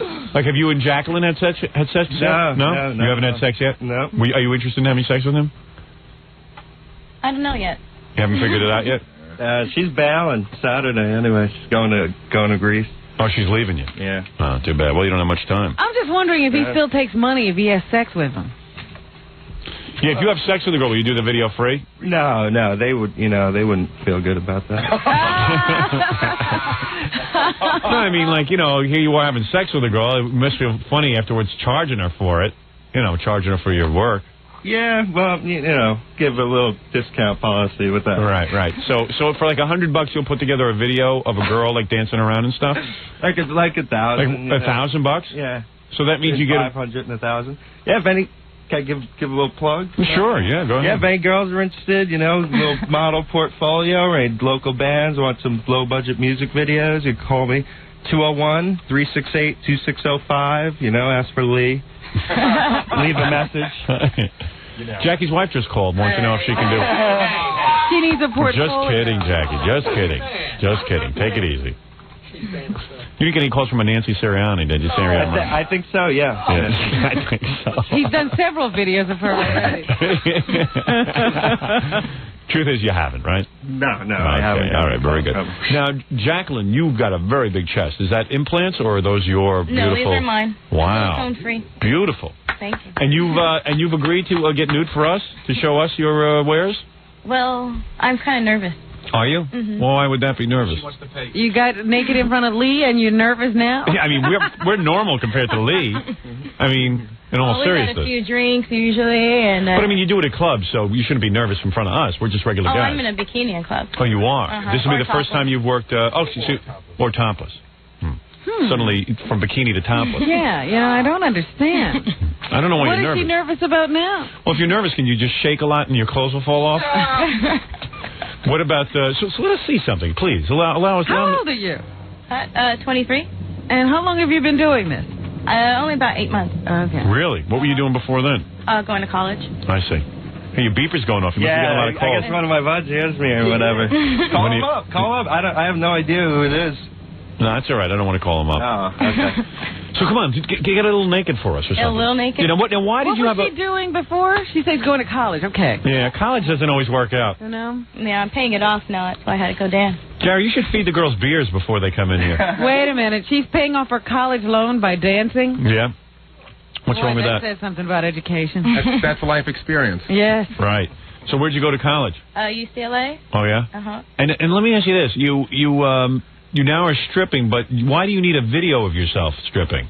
Oh, for other work. You'll send it to club owners and stuff? Oh, no. For music videos or modeling or anything like that. Oh, I see. So you're hoping to get into Playboy or Penthouse or? No. No? Mm-mm. Just music videos. You'd like to keep your clothes on is what you're saying. Right. I see. Oh. So can you get topless for us at least? I can get topless. Yeah, okay, good. That's easy. Great. I'd like to see your chest. Now, what is that? Majored in. Is that a D cup? No. We'll be looking at? That's a C? May I say it looks like a D? Is that a compliment? I have the Victoria's Secret Miracle bra. Oh, is that what it is? Well, let me tell you something. It's a very beautiful bra. Right. She has stock in the company. Does she? That's right. Very interesting. This is a pretty cool gig you've tapped into, my friend. Sure is, yeah. I mean, ready? Yeah, okay, I'm ready. Yeah, okay, we're ready. Yeah, she doesn't want you to be talking to him. Oh, sorry. Wow. Look at that. And that's all natural, Robin. That's not like someone who went and got a breast implant. Well, that's Floor. Oh, you see what the miracle is. Michael, getting any ideas for the movie? It's in the movie now. All right, there you go. What was she majoring in college?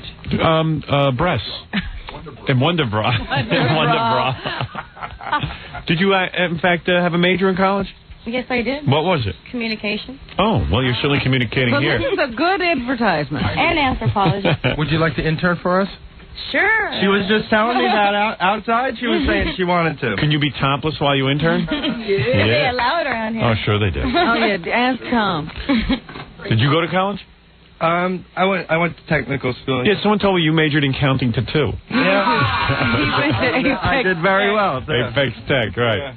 No, but you, of course... I did, I shot Gary and Stuttering John before, remember?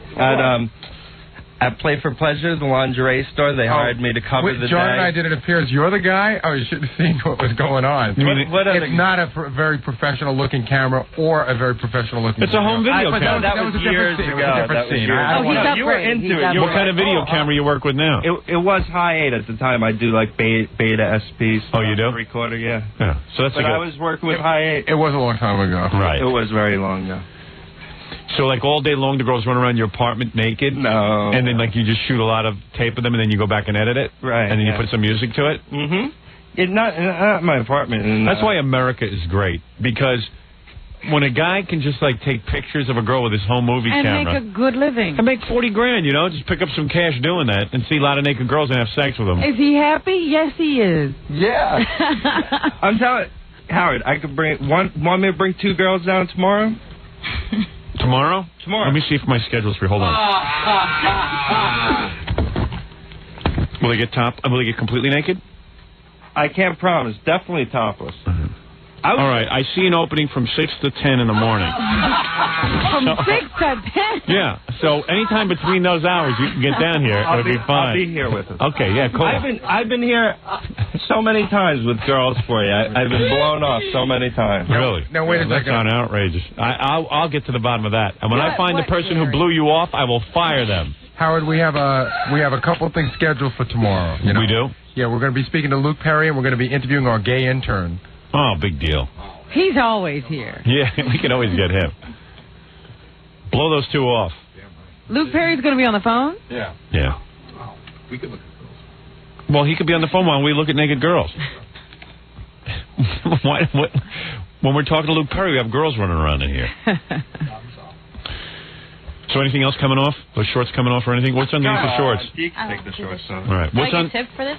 No. No. No, well, it's an honor. For this. It's honor. It's an honor to get naked in front of us. Now, what's on underneath your shorts? G-string? Yeah. Okay. Go ahead. So now she said usually they have a couple of beers before he does this video. Is that what's going on there? Is that right? You give the girls beers? No, I don't give them beers. They like loosen up a little bit. You know? There's some glue. And where you? Wow, that's a thong.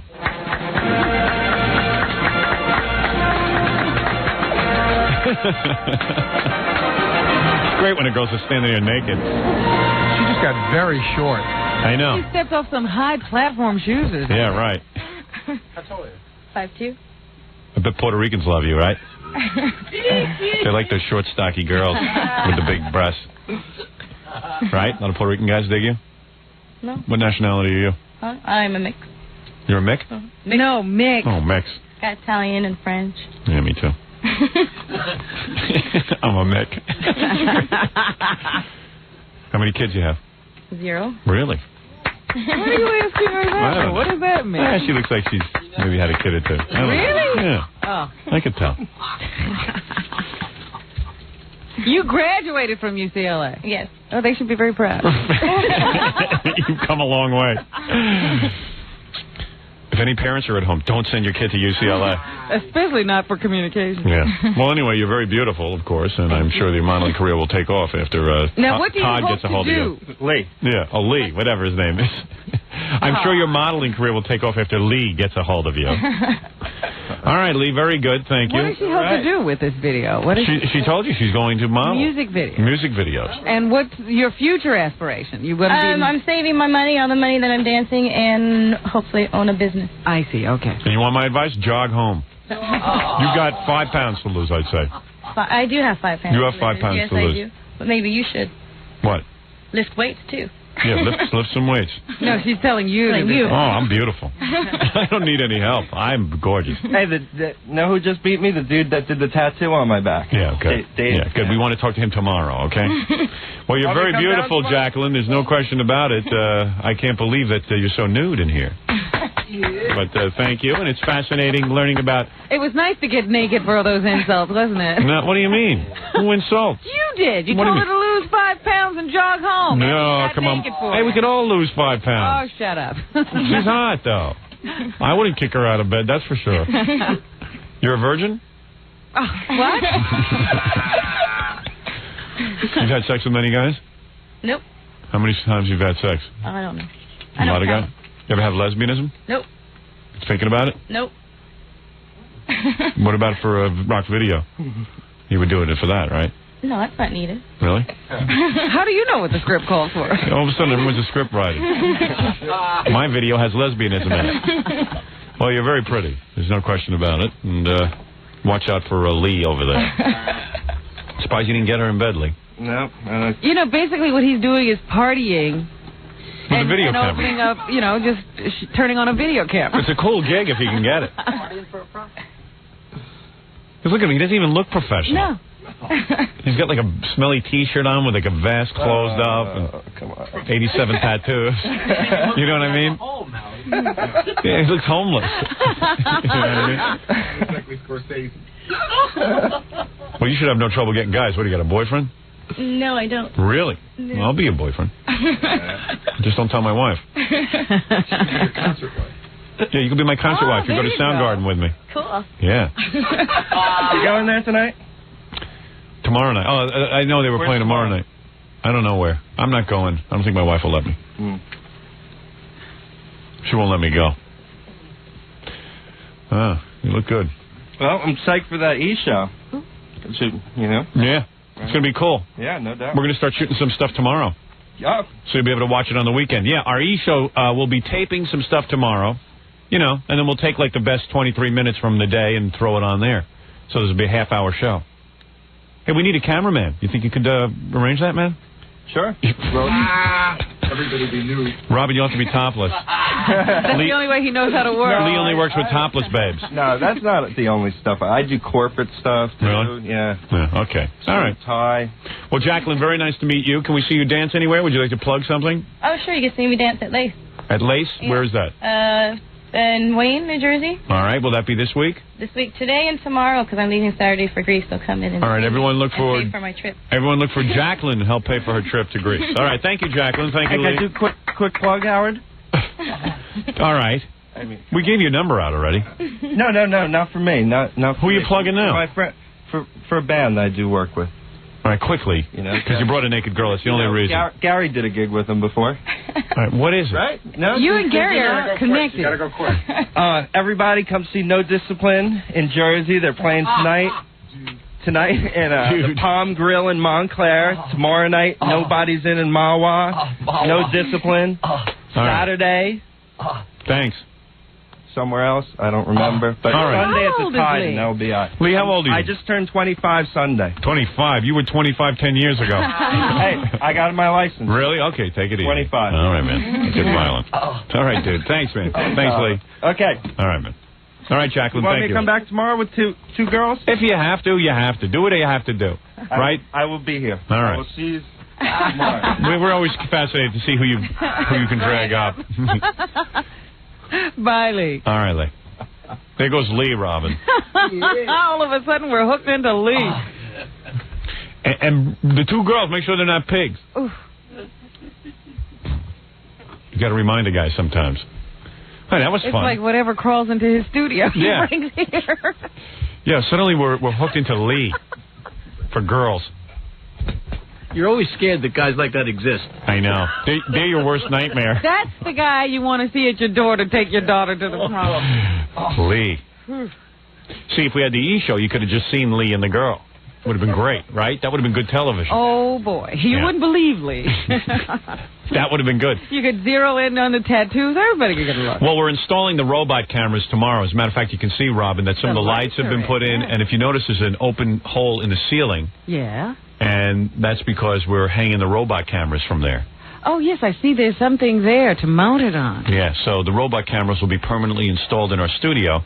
Is it always going to look like this, or are they going to put something over that hole? No, they'll put something over the hole. Oh, good. Yeah, it's just that they're in the middle of installation. They install all the stuff during the Greaseman show because he's on satellite from Los Angeles, and even if we get knocked off the air during it, the rating's going to be any worse at night, so they don't care. I was wondering when they were going to do this work. Ratings go up. The ratings go up when we get knocked off the air at night. All right, very good. We're going to take a break, and then there's a guy from Los Angeles on the phone. I got some tapes to play you. We've got a whole bunch. Kathy Lee Gifford was rapping about me. I've got an article where she talks about me. Nice thing. I'll give you a teaser, okay? Okay. Here's one of the quotes.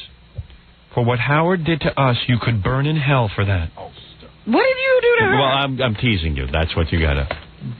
I recall you never even have met them. It's what I did to Regis. Oh. All right. Well, I'm going to burn in hell, but meanwhile, she's not. So. After what she did in her book to her first husband. All right. We'll be back right after. Deserved it. Yeah, we'll be back right after these words. We're back with the Howard Stern Show.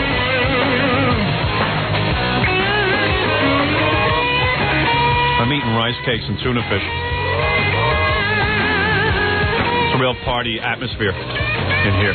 Everybody was after it. Everybody wanted your little snack there. I'm going to smack your hands. Stay away from that. Come on, share. I don't know how I see other people, they eat like ice cream, chocolate-covered strawberries. They eat anything. Anything. They got good figures. If I eat one of those, I go up 40 pounds. And as it is with all the food, I'm going to tell you exactly what I ate yesterday. And you tell me if I should be thin as a pin. All right, you ready? I wake up in the morning, I eat cream of wheat cereal, which is 0 grams of fat. 1 gram of fat per No. 4 ounces or something. Cream of wheat has 0 grams of fat. Wait a minute, 0. I used to eat cream of wheat. It had 1. The one I get is 0. Because I don't put any milk. I don't put any milk or anything I never in it. cooked with milk. So listen, I'm dying from what I eat. I know, it's so dusty. I know. It's so bland. All right. It's dry. People in jail eat better than me. That's all I want to say. Their food is more appetizing. So I eat the cream of wheat. I have 2 bowls of that, which is about 200 calories. And then I have a banana with that, which is about another 100-something calories. I have to tell you, your calorie count is off. How much is it? So I'll tell you what I eat. You tell me how many calories it is. All right. 2 bowls of cream of wheat. Because I know you eat big bowls. Yeah. You're not eating what the serving is. No, the serving. 2 cups of cream of wheat. All right. 3 egg whites. Boy, is that appetizing. And a banana. How many calories is that? And 0 fat. That's 0 fat. Well, not quite, but... No, please. I would say you're talking about 400 calories. Okay, I'll go along with that. 400 calories sounds right. Then, in here I have a rice cake with 3 ounces of tuna. One of those little tiny... rice cake? You don't even have 2 rice cakes. No, that would be having too much fun. I have a rice cake and 3 ounces... I got to get in shape for filming my movie and the E-show. You know what I'm saying? So I have that. How much is that? How many calories is that? Oh, maybe another 150. Okay. And how much fat is in that? 0, right? Well, there's maybe, 2 grams of fat in the tuna? Let me see. I'll check the side of the can. That sounds a little high. But hold on. I don't think tuna has any fat. No, it does, Hal. Robin, then I got to stop eating that? Robin, I swear it says no fat. Where? I don't know. See, I've looked all this stuff up. Tuna Have you? has fat in it. Well, I'm going to cut that. I'm just going to eat the can. Okay, so I have that, okay? So how many calories was that, 150? 150. Okay. For lunch, I have 2 pieces of thinly cut whole grain bread. That's the 9 grain. Or 9 grain bread. Right. And another can of 3 ounces of tuna. Dry. No mayo, nothing. Man. All right? Am I having a party? You would think I'd be Arnold Schwarzenegger. 250. 250? I'll give you 250 on that. Okay. I sliced the bread myself, so it's exercise. You can include that, so deduct a few calories. All right. Now, this is the regular bread. Yeah, you've seen it. I bring it to here. Here, It's I'll show a full slice. I've never seen your bread. Yeah, here it is. Sliced it kind of thick yesterday. Yeah, here it is. All right. Those are 2 slices. 2 slices. Okay. 250. All right. And that's about now 4 grams of fat. Okay. I had a fruit cup. Fruit cup. I had a fruit cup at some point during the day yesterday. Fresh fruit. Yeah. Then I had Then I had a meal before dinner, which was I chopped up a head of broccoli. Listen to this. Listen to what I ate. I chopped up I didn't do that at that point. I took a cup and a half of beans, kidney beans. That's a lot of beans. That's a lot of beans. Cup and a half. because I was wild. All right? I went wild, I admit it. But no fat. No fat. I had a cup and a half of beans with about, 5 ounces of chicken, skinless. You know, it was cooked without the skin. It was like just a breast. But that has fat. Okay, whatever. Yeah, but take off the fat because I walked up a half a flight of stairs to get to the chicken. Oh, no. All right. So, and then I took off the skin and all that. So, I mean, I didn't even cook it with the skin. It comes as like a patty. You know what I mean? Not a patty, but it comes as a little slab of chicken. Like a breast. Yeah, and it's just cooked. A cutlet. Yeah, and I don't even put anything on it to keep it from sticking to the pan. You know what I mean? You like it to stick. Right. Had that with the beans, and I put some salsa sauce on it. All right. I'm going to give How many calories is that? Another 200-300 calories of that. Well, I puked it all out, so you could deduct. Then for dinner, I had the half a head of broccoli with another can of that tuna. 3 ounces. And I put some salsa on that with some steamed vegetables and string beans. Okay. All right? How's that, Jackie? Are you hungry? Hungry? I'm gonna eat my foot. I could drive you crazy, you know. Everybody's breaking my chops, but I'm not gaining an ounce. You know what I ate yesterday? What'd you eat?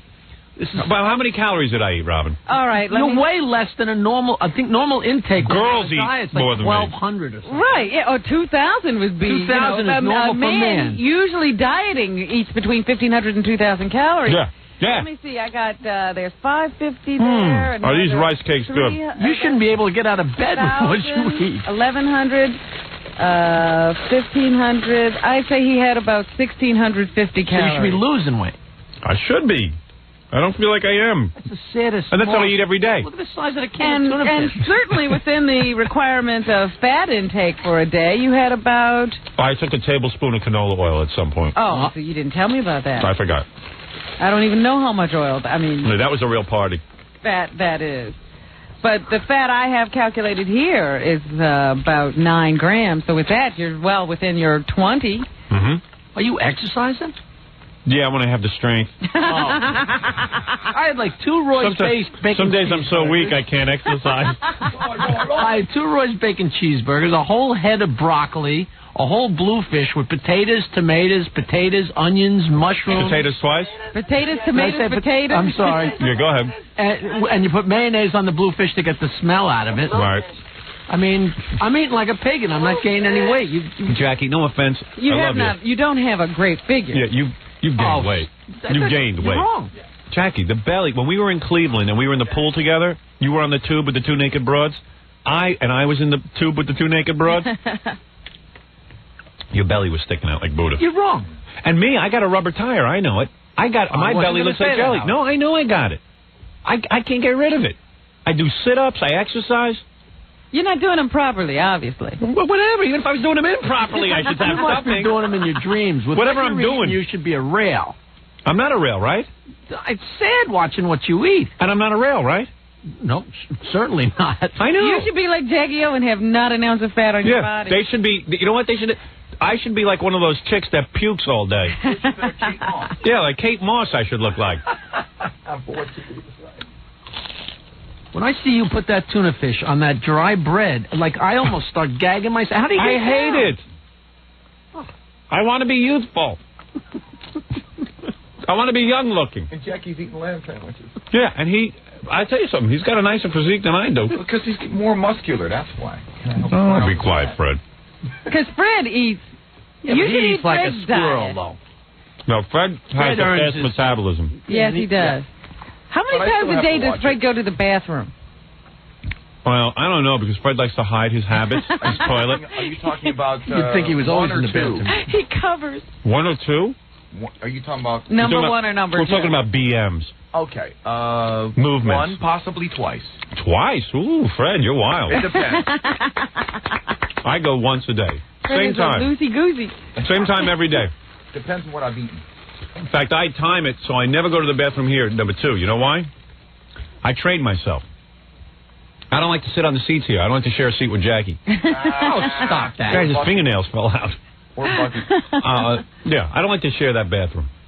So... Well, I wash it. You wash the seats? I saw Fred in there once. Yeah, Fred washes down the bathroom. That's why You see Fred go in. Listen to this. You see Fred go into a stall. Here's what happens. Like, you see his head poking through every couple of minutes, and you go, gee, the guy hasn't even sat down yet. And he goes to the sink. He wads up a bunch of toilet paper with that cold, disgusting water.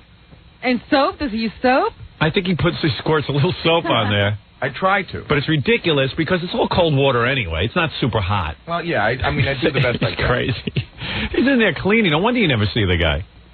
He's in there mopping up. Is that true? Yeah. Oh, yeah, I've seen. You never checked out Fred? All these years, I've never seen him. He's in there scrubbing. I'll show you today. No. He'll even tell you that bit. He'll tell you he washes the He's proud of that. facility before he uses And then he has to dry the seat and then line it with toilet paper. It takes him a good hour before he sits down. No wonder. Jackie will sit on it. If someone has sprayed the whole seat, Jackie will just sit down on it. Somebody has to soak it up. He just doesn't care. Jackie's backside's like a sponge. I'll That's sit why he's got no anywhere. I toenails. don't care, please. Anyway, I don't like sitting there. So what I did is I used to feel the urge to go during my work hours. Yes. What I would do was hold it in. Isn't that wrong? Yes. According to your own It philosophy. is wrong. It is wrong. I swear it's wrong. I confess I did something wrong. And I held it in for like about 3 days. No, not the same one. I was gonna say. 3 days in a row I would hold it in. 3 days I would have turned brown. I saw your house go over the mountain. Right. No, what I would do is hold it in and wait till I get home. And then slowly but surely my body began to be adjusted to the late movements. But I told you I've been studying BMs now. Oh, yeah, you went to UCLA, didn't you? She's a BMologist. Yeah. That's my new passion. And I don't know that we want to hear what you do, Rob. No, I'm not going to tell you what I do. I'm going to tell you what the experts say you should be doing. Yeah. You should go as often as you eat. I know. I don't understand how you could do that. I never feel like I have to go after I eat. But that's what you should be doing if you had a what you call a toned colon.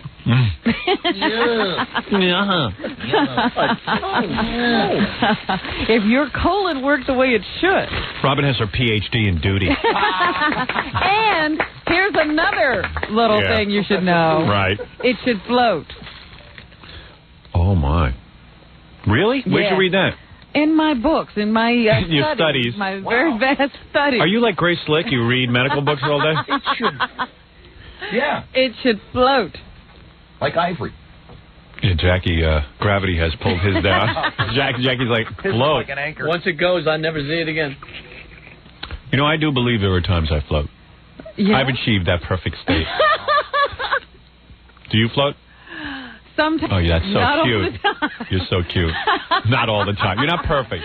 But sometimes I achieved it too. Today. You should try to increase that. Yeah.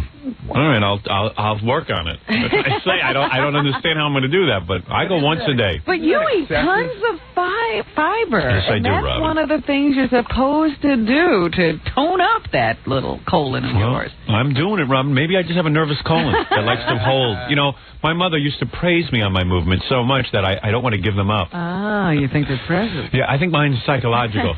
They're gifts. They're gifts to God. And you're very sparing with your gifts. Yeah. We have them bronzed in the CERN family. Each one of my movements.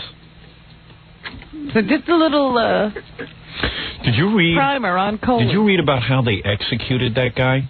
The guy who Donahue wanted to have executed on his show was executed last night. Lawson.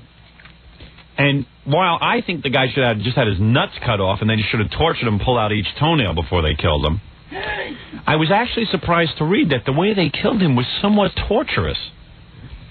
They gave him cyanide gas. And they say he just doesn't like slip into a coma and die. The guy, first of all, they humiliate the guy. This is what's great about Texas. This is why I'm moving there when I retire. They dressed him in North Carolina? Whichever place it was, I'm moving. You moved there. I understand they dressed him in a diaper. He had on boxer shorts, a diaper, and socks, and that's it. And he was waving goodbye to the other inmates dressed like that. Now, that's worse than being killed. I would be too embarrassed to make it to the gas chamber. So he walks down to the gas chamber in a diaper. That's true. Absolutely Swear to God. true. Read it in the paper today. Absolutely true. He walks, yeah, it's great. Why a diaper? Because you don't want to soil. Because when you die, right, you void. You void. The final void. And I think it floats. No. Does it float, Robin? Only if you're healthy, right. Let it go. Let it go. What happens is, like, if you're shot and killed, you No, they're dead. No, they were all. I couldn't carry them back. There was one guy who was almost dead. He fouled himself, and I couldn't carry him back. I just left him there for the gooks. Hey, it's war. In Nam, there was more gook crap than rice. I once went talking about. It was a mess. His actual tape of gunfire. Listen. This is actual Vietnam gunfire. Okay. Recorded off my backpack. That's I shot a gook. And you hear that immediately after you know he's dead. Yeah, there it is again. That's another guy killed. That is the death.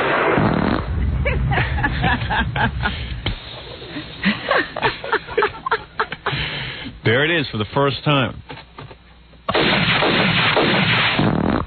How come they don't just, like, clean you out? You know, just so you don't have to suffer that humiliation. One time I'm in Nam. Answer my question. Let me tell you something, Robin. One time I'm in Nam. What? I shot and killed a gook. Yeah. And behind him, the other gook was killed by the duty. Flying duty hit him in the head and knocked him unconscious. That was the nuts on that float. Yeah. Got him on tape doing that. Play the tape, Fred.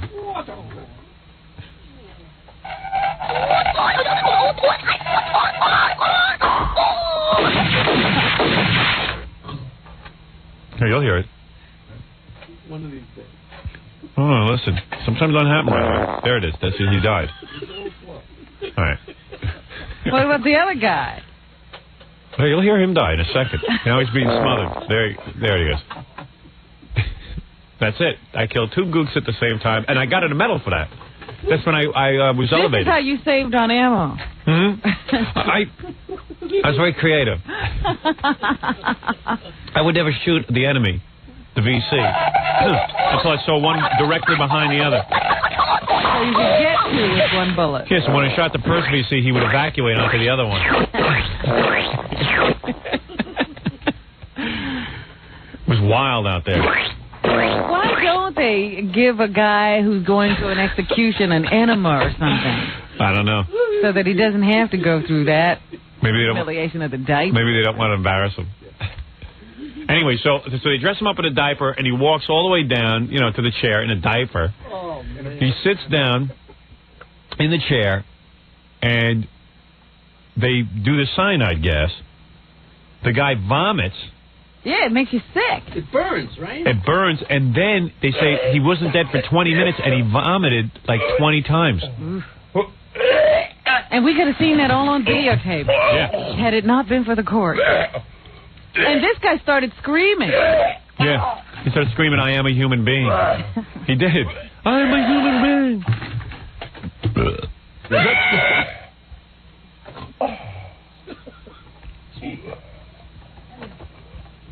Man. But, Donna, you didn't get the tape. There he goes. Yeah, there's the tape. We have the radio rights to it.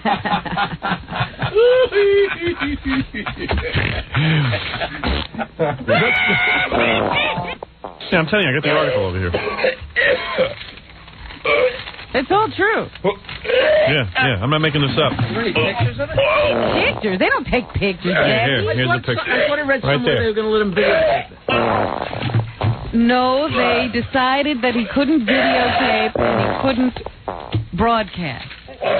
This is the radio tape of him vomiting in the cyanide gas and then evacuating into his diaper. You know, they say the best way to do it is just to hold your breath until you hear the pellets drop, Right. and then breathe deeply so that it's over quickly. Don't fight it. Yeah. Studied this, too. She knows a lot of stuff. I'm very astute, and I continue to learn. All right. So far, you've been learning about duty and cyanide. Very good. Your studies are really coming along. What's next? It floats. It floats. If it's proper, it floats. Never heard that before. Well, now you know, see? All right, you want to hear what Kathy Lee Gifford had to say about me? Yes.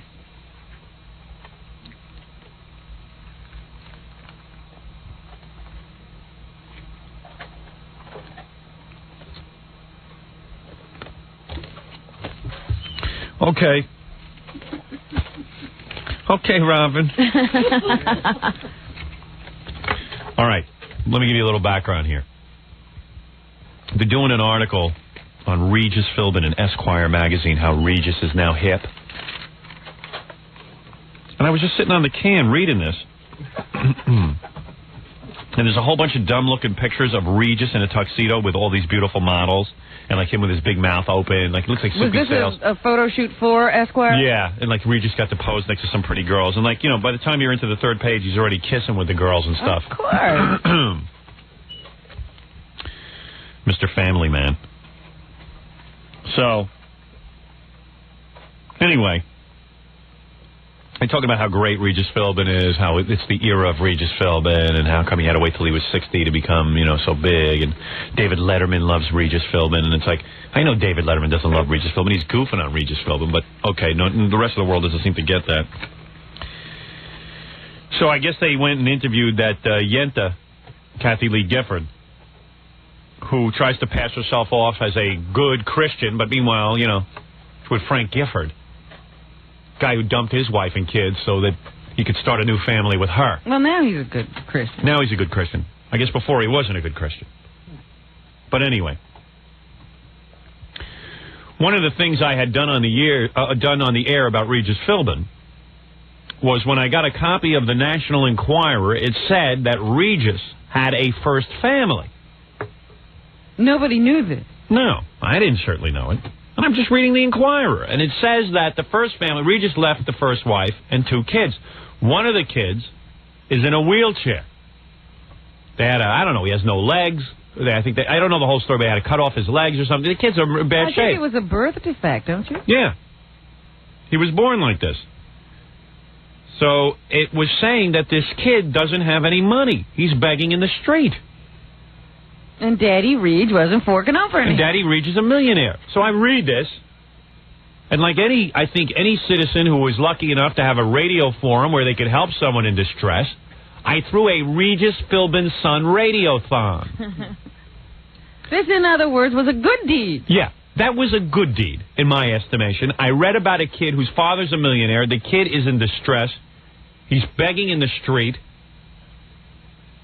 Did it say he was begging in the street? I don't know that he was begging. He wasn't begging. That's right. I'm wrong. He wasn't begging, but he couldn't afford college or something. It was some kind of story like that. It was not very nice. So I threw a radiothon and raised money for the guy. And Danny Philbin actually rejected the money. He said, listen, this is between me and my father. I don't feel comfortable taking this money. And basically I think my father ought to help me out. And I admired that. I respected that. I understood what he was saying. In fact, the late Sam Kinison had donated rather heavily. Yes, he had.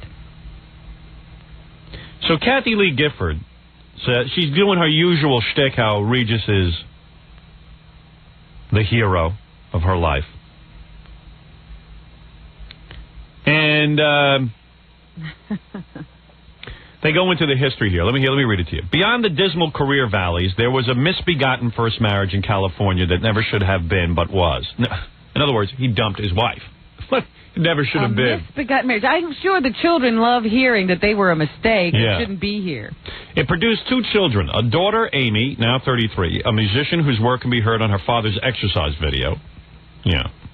Then a son, Danny, who is 27 years old, a political scientist, and who was born with missing vertebrae and no muscles in his legs. The life of Dan Philbin, while triumphant, has been a long, complicated ordeal of surgeries. The legs were eventually lost, and it was a story of ongoing rehabilitation. He's my hero in life, Regis told this reporter. emphatic and emotional. My son, for him to overcome all this disability, to graduate from college, work on his master's program, he's just dynamite, a remarkable kid. Now, so this kid overcame incredible odds. Of course, having Regis as a father was one of those odds. Because every day, they say now he's in college. I think what the story was, the kid couldn't afford college. Yeah, something like that. Yeah. He couldn't get to college. Yeah. So the kid's his hero, Regis says. Kid's my hero, but stay on the coast, okay? All right. All I know is I read a horrible article in the Inquirer, and I responded to it in, I think, an interesting way in order to help this kid out. I felt bad. And the least you can do if your kid loses his legs is help him find them. Right, Robin? Stand by your man. Regis says his life has been a grind. I remember for 1 year straight he was in the hospital, and I'd go see him every day. I tell you, any time he goes back into the hospital, it's like a knife in my heart. I wish it were me, not him. Okay, now he's saying the right things. All right, fine. Now, as far as what I did, I don't think it was cruel. I would like to know what year that was that Regis was in the hospital. I don't know. It's all very hazy. Regis felt the pain, but never publicly spoke of it. Certainly not on television. Fearing the obsessive pity of viewers. I don't think that's what he feared. He certainly tells us about everything his heart does. Yeah. I mean, Regis could have certainly called me up and straightened me out on this if I was wrong about any of it. Give you the facts. Right. His friends nevertheless report of his devastation when the National Enquirer ran a story depicting him as an uncaring father. Howard Stern worsened matters by mounting a Danny Philbin radiothon. Now, what would you do if you saw a person in distress? I want to ask this reporter, why am I the bad guy? What do you mean I worsened matters? You mean I worsened matters because I responded to a kid in need? How come Jerry Lewis every year responds to kids in need and he's a great guy? When Bob Geldof saw those people starving in Ethiopia, he's a good guy. He was a hero. So listen to Kathy Lee. She has to chime in. That bitch ought to learn to keep her mouth shut when it comes to me. That was the worst time, confirms Gifford, still appalled. It was the cruelest, nastiest, most dishonest story. And then to make fun of it. You could burn in hell for that. She prays for me to burn in hell, but I'll tell you something, Kathy Lee. I guarantee you will burn in hell before I do. Because while you're in there calling me a bad person, why don't you tell me why Regis' son couldn't afford college? I wish you had been at OJ's house, Kathy Lee. Oh, stop that. Wish you were visiting. Here's a woman who disavows her entire heritage until I embarrass her into it. Has to write a book revealing that her first marriage was sexless, that her husband and her did not consummate. What, this guy deserves treatment like that? What did he do? Except try to live with her, that hyena. Hyena? I don't know. Whatever. You try coming up with words for her that are clean. Regis, on the other hand, said, Howard Stern is probably a nice guy. What do you mean, probably? I am. I came to the aid of your son, said Regis, visibly frustrated as we approached the Ed Sullivan Theater. But I'm not going to go on the radio with him and defend myself. I mean, who would it help? It would help you. Defend yourself. Tell me what happened. Yeah, why not come on and straighten out the whole story? No. My son is completely taken care of. Everything is fine. The Inquirer is out of its mind. No, the Inquirer was wrong. I was supporting my son. Come on with your paying son. for his college. Come in here. Defend yourself to me. Wouldn't you want to clear up a story like that? Yes. I do have one thing to say. Yeah. If it was also wrong, then how come when I spoke to his son, when we offered his help, he said, no, this is a hell that my father has to live with. This is something he has to fess up to. Right. Phony. Yeah, exactly. But Kathy Lee is such a phony. In her world of phoniness, where Frank Gifford is the greatest catch on earth, but meanwhile there's a wife somewhere sitting and wondering what happened. Shell-shocked. Shell-shocked. In a world where you need to bring your children everywhere you go and put them on display. Yes, you're precious little ones. Yeah. Her 2-year-old has an agent. You're kidding me. No, she got an agent for one of the kids. That might be the lowest thing that a human being can do to a child, is get them an agent. Well, he was getting a lot of requests for interviews and work and stuff. Yeah, and so what is wrong? She doesn't have enough money? She has to put the kid to work? Interviews. People want to see him and know. Yeah, but don't you say at some point, hey, my child is for me, that I'm not having a kid so the world can look at him? Well, that's what they did with the second child. They're going to protect the second their child. kid. They learned their lesson with the first child. Oh, I see. The first child, though, is available for bookings. Why don't you book him on here? I'd like to talk to that kid. Is that kid going to grow up to be a nightmare? Now here's my mommy. Oy vey. She is despicable. She doesn't have enough money. She's got to put the kid to work. And she named him after a wagon train. Cody, Commander Cody and Cassidy. What is she, in the Wild West? Cody is a dog's name. And Cassidy is for a man. I don't know what that is. That's a dog name. She's despicable. Fat pooey on her. What Howard Stern did was the worst thing. No, I tried to get money for the kid. What did you try to do, Kathy Lee? You gabby bitch. Huh? You vomit in a dress? You are vomit in a dress. I'd like to give her my sexuality just to punish her with it. She's cute. She's cute. That's why she's on TV. It's not her personality. She's a vomit in a dress. No. What do you think? She's got a great personality? My wife runs rings around her personality-wise.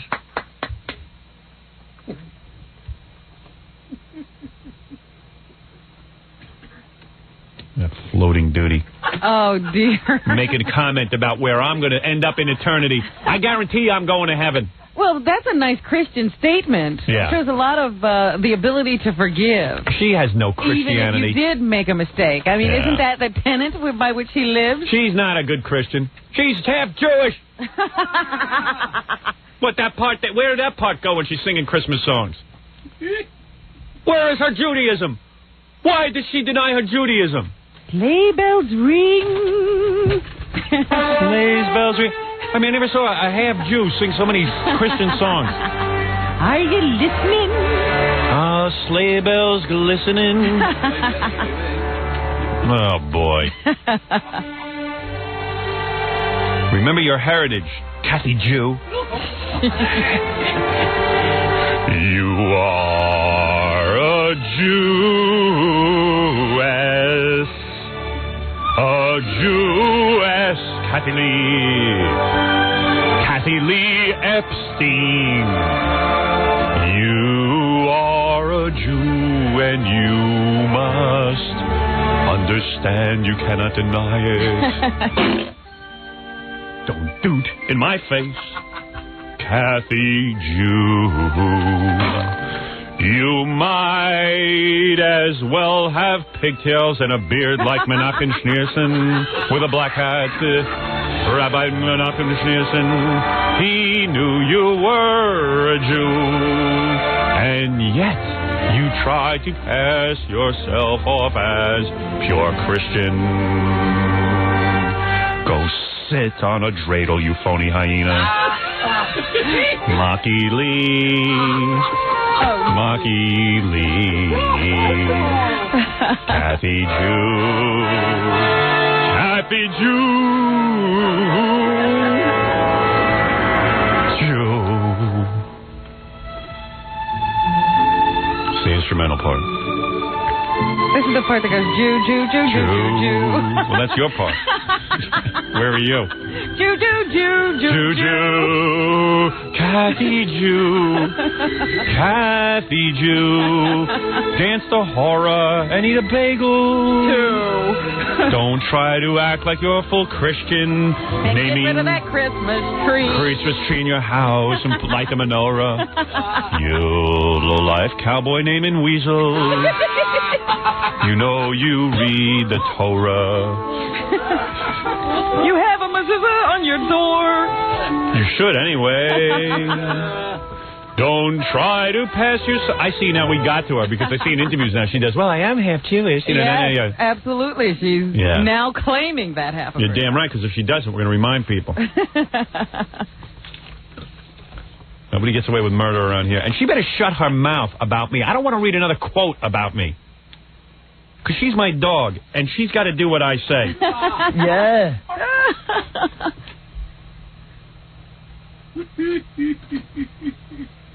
Gee whiz.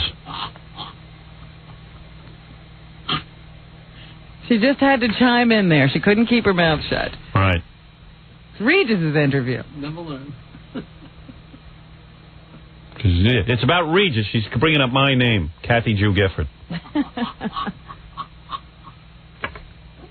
Tries to act like a Christian. I know, because she could pass for it more looks-wise, but we know what's going on there.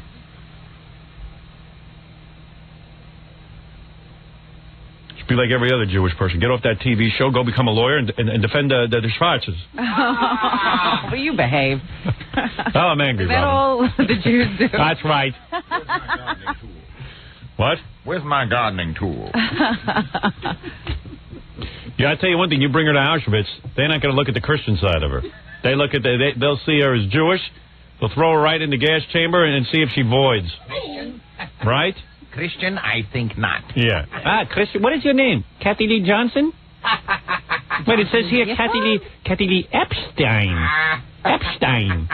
That is a Jew. Go have a cyanide cocktail. Yeah, she put the Christmas trees and the Christmas albums. Never saw anybody try to deny our heritage so much. I'm gonna wash that Jew right out of my hair. Yeah. All right, Robin. You've spewed enough over there. Let's take a break, and then we'll come back, and I'll take some phone calls right after these words. You're listening to The Howard Stern Show. 97.1 The Eagle. We're back with The Howard Stern Show.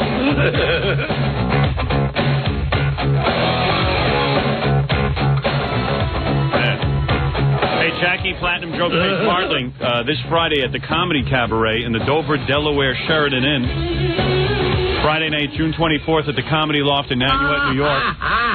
Go see the Jackie Show. And to order Jackie's Wild Comedy CD, I got to yell over this. Call 1-800-323-5464 for the wild entertainment of Jackie Jokeman. He's lighting the world on fire. Jackie's on a roll. Howard, patiently waiting on our phone through those commercials is a woman who's very upset with you. She's a friend of the Philbin family and says you have it all wrong. Hi, honey. How you doing? Good, thanks. How are you? Very nice to speak to you.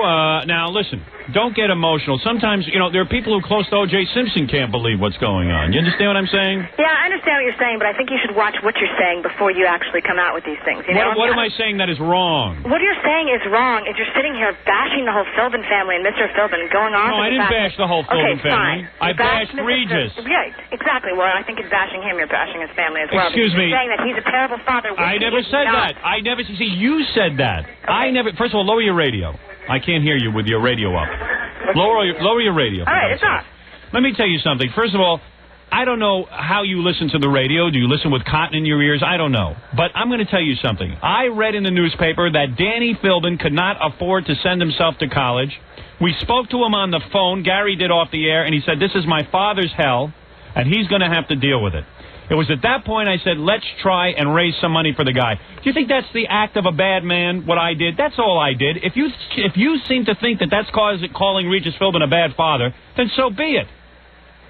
Listen, first of all, you read that first thing in the Enquirer, okay? Yeah, so what was wrong with that? And I spoke to wait a second, his son confirmed it. I spoke to the son. We called the son first to find out. Well, I don't know what happened. Do you know that son? No, I want to hear now, in light of that, how I'm such a bad person. All I'm trying to say, the only point I'm trying to make is that So you know the Philbin family, so they're great. You know what? So maybe Hitler... No, that's not what I'm saying. I'm not saying I know maybe Hitler was a great guy, too, off the air. I know that he's in contact with his son, and I know he's... He's in contact now. Yeah, now. But not during the writing of that article, ma'am. Well, that's not what they were saying, and But that's what the son was saying, and the son said it to us. Well, all I know is that they've been in contact with them for a while. So tell me why you're so upset now. I'm just really upset because I just know, I know Mr. Philbin. I really like him a lot. How do you know him? His daughter is one of my best friends. So his daughter... So you know the second family. Yeah, so you know the new family. Granted, I understand that. I see. So I should keep my mouth shut when a kid is in trouble who has no legs, who can't afford college. Oh, so I should keep my mouth shut. Sappy story. Oh, that's a sappy story, huh? What do you do for people? What have you done for anybody, loudmouth? Why, I wish I could get my hands around your neck. I'd take my garden tools and plunge them into you. Well, can I just tell you one other thing while I'm at it? You worship Dr. Sarno so much. Well, Dr. Sarno and Regis happen to be pretty good friends. Yeah? Next time you sit there and Let me tell you something about it. Dr. Sarno can be friends with whoever he wants. That man saved my life. And I'm going to tell you something. If he has a lousy choice of friends, that's his problem. He'd be a genius at everything. Yeah, he's too busy being a genius, so he don't have time to pick good friends. Don't tell me about Dr. Sarno. How dare you? You sound like someone you sound like an obsessed lover of mine because you know everything about my life. Dr. Sarno, Dr. Philbin. Obsessed lover of yours, my God. What? Please, You're an obsessed lover. You wish you could make love to me. You're so horny for me. You're sick. You're horny for me, that's all. You wish you could be in bed with me right now, touching my long, slender legs. I know, the Philbins are good people, and I think it really sucks that you you suck because you're a phony baloney. You suck worse. You suck 10 times. Suck. You suck up to every celebrity you know. You're a leech. Next, I'll get a call from Colin Ferguson's daughter's friend, how he's a great guy. Suck. Loudmouth, yenta bitches with their know-it-all. I'm a friend of Philbin's. So impressed with herself that she's a friend of Regis Philbin's daughter. She's going to defend the guy who was in the paper and didn't have the decency to pay for his son's college. Don't tell me. She didn't even have... Well, I know they're really nice people. Of course they're nice. Everyone's a nice person. What do you think? You're going to go over the house and they're going to be mean to you? Everything is so rosy. That's that Kathy Lee. Let me tell you about that Kathy Lee. I love her. She would have a perfect life if it wasn't for me. Do you know that? Everyone in the world loves Kathy Lee except me, and I happen to reach 16 million people. Think about it for a second. She would have a perfect life if it wasn't for me, Kathy Lee Gifford. The one bad thing that she had to say in that whole Esquire article was about me. I like that. That turns me on. The guy writing my movie, I think, is in a coma. I think he slipped into one. He hasn't reacted yet. Yeah, hasn't reacted yet. Oh, boy. Am I working with a guy without a sense of humor? Okay, good. Does he laugh? Michael, you find me funny? You're hilarious. What? Yeah, sure. You're hilarious. Oh, he's cracking up. Yeah. Hey, don't hold in the laughs. Let the belly laughs out. Smacking on the There you go. You should hear what's going on inside. He's laughing on the inside? Yeah. Can you imagine the nerve of that Yenta, Robin? That seemed to me just one of the little Regis kid's friends defending her buddy so that she can get in good with her. Yeah. I called and I defended your father. That was me on the phone. That was me. This girl's closest touch to any kind of celebrity is being friends with somebody's daughter.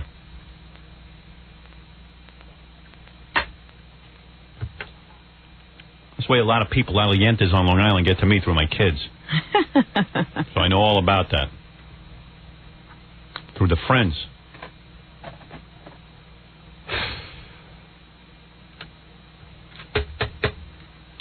What a great guy I am. Try to raise money for somebody who was in need. And I receive a phone call like that. I should receive a phone call from the Nobel Committee for my generosity.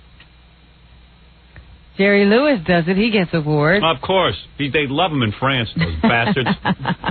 Hey, let me tell you something. I just want to say something to all my friends out on Long Island.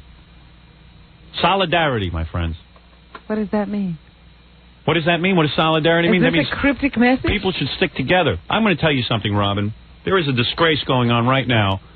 It's called the Long Island Railroad. Oh, I was going to say, they've seen some progress in the talks, and they've delayed the strike deadline for 24 hours. Well, Ganji told me he couldn't get a train today. Yeah? Ganji, come in here and let me confirm that for me.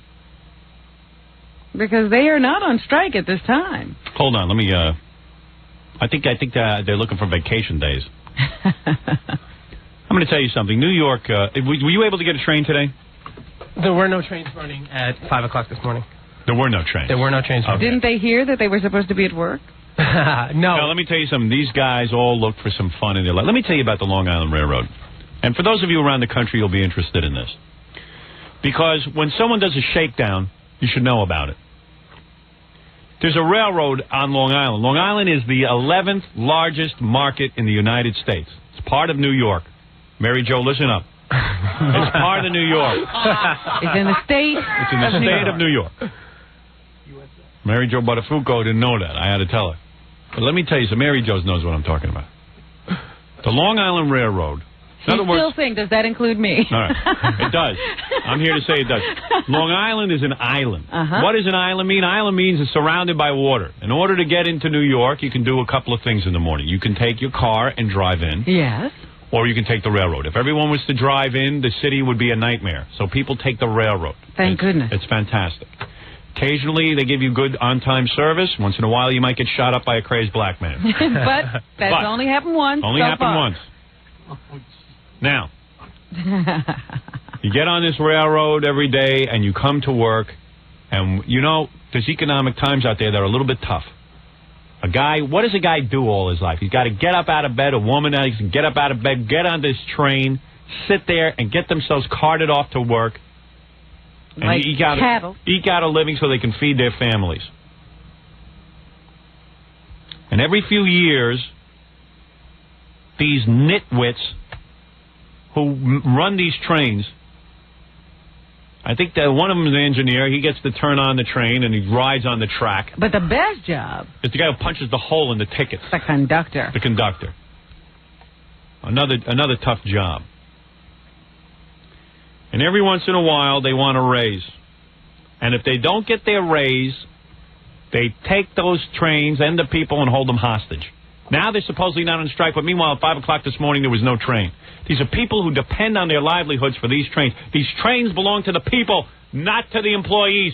These are the people's trains. Well, not only that, all of the industry. If those people don't get to work, production stops. They don't talk to me about the radio airwaves belonging to the people. The trains belong to the people. And yes, Baba Booey? Two sides to every story. On 260 is a guy who is, one of the people going out on strike. He wants to explain to you what their side is. He works the train. Are you on strike, sir? No, that's the wrong line, Howard. No, that's me. Who is me? Don't worry. Are you on strike, sir? Can you hear me? Yeah. Are you on strike? Yes. Tonight at midnight we will go on strike. Why was this young man here unable to get a train this morning? Well, that I have no idea about. Howard, let me tell you something. No, let me explain something to you. Let me explain something to you. I've been working without a contract. All right, go ahead. I haven't gotten my raise. And so are a lot of people. Talking about. Yeah. So it's right for everybody to get a raise except us, right? So in other words, I gotta pay. I gotta now, because you can't get your raise. I gotta now stop my life. Oh, stop your life? You're making me suffer. You're making me suffer. When I have to get a pay raise, let me tell you something. I don't stop commerce.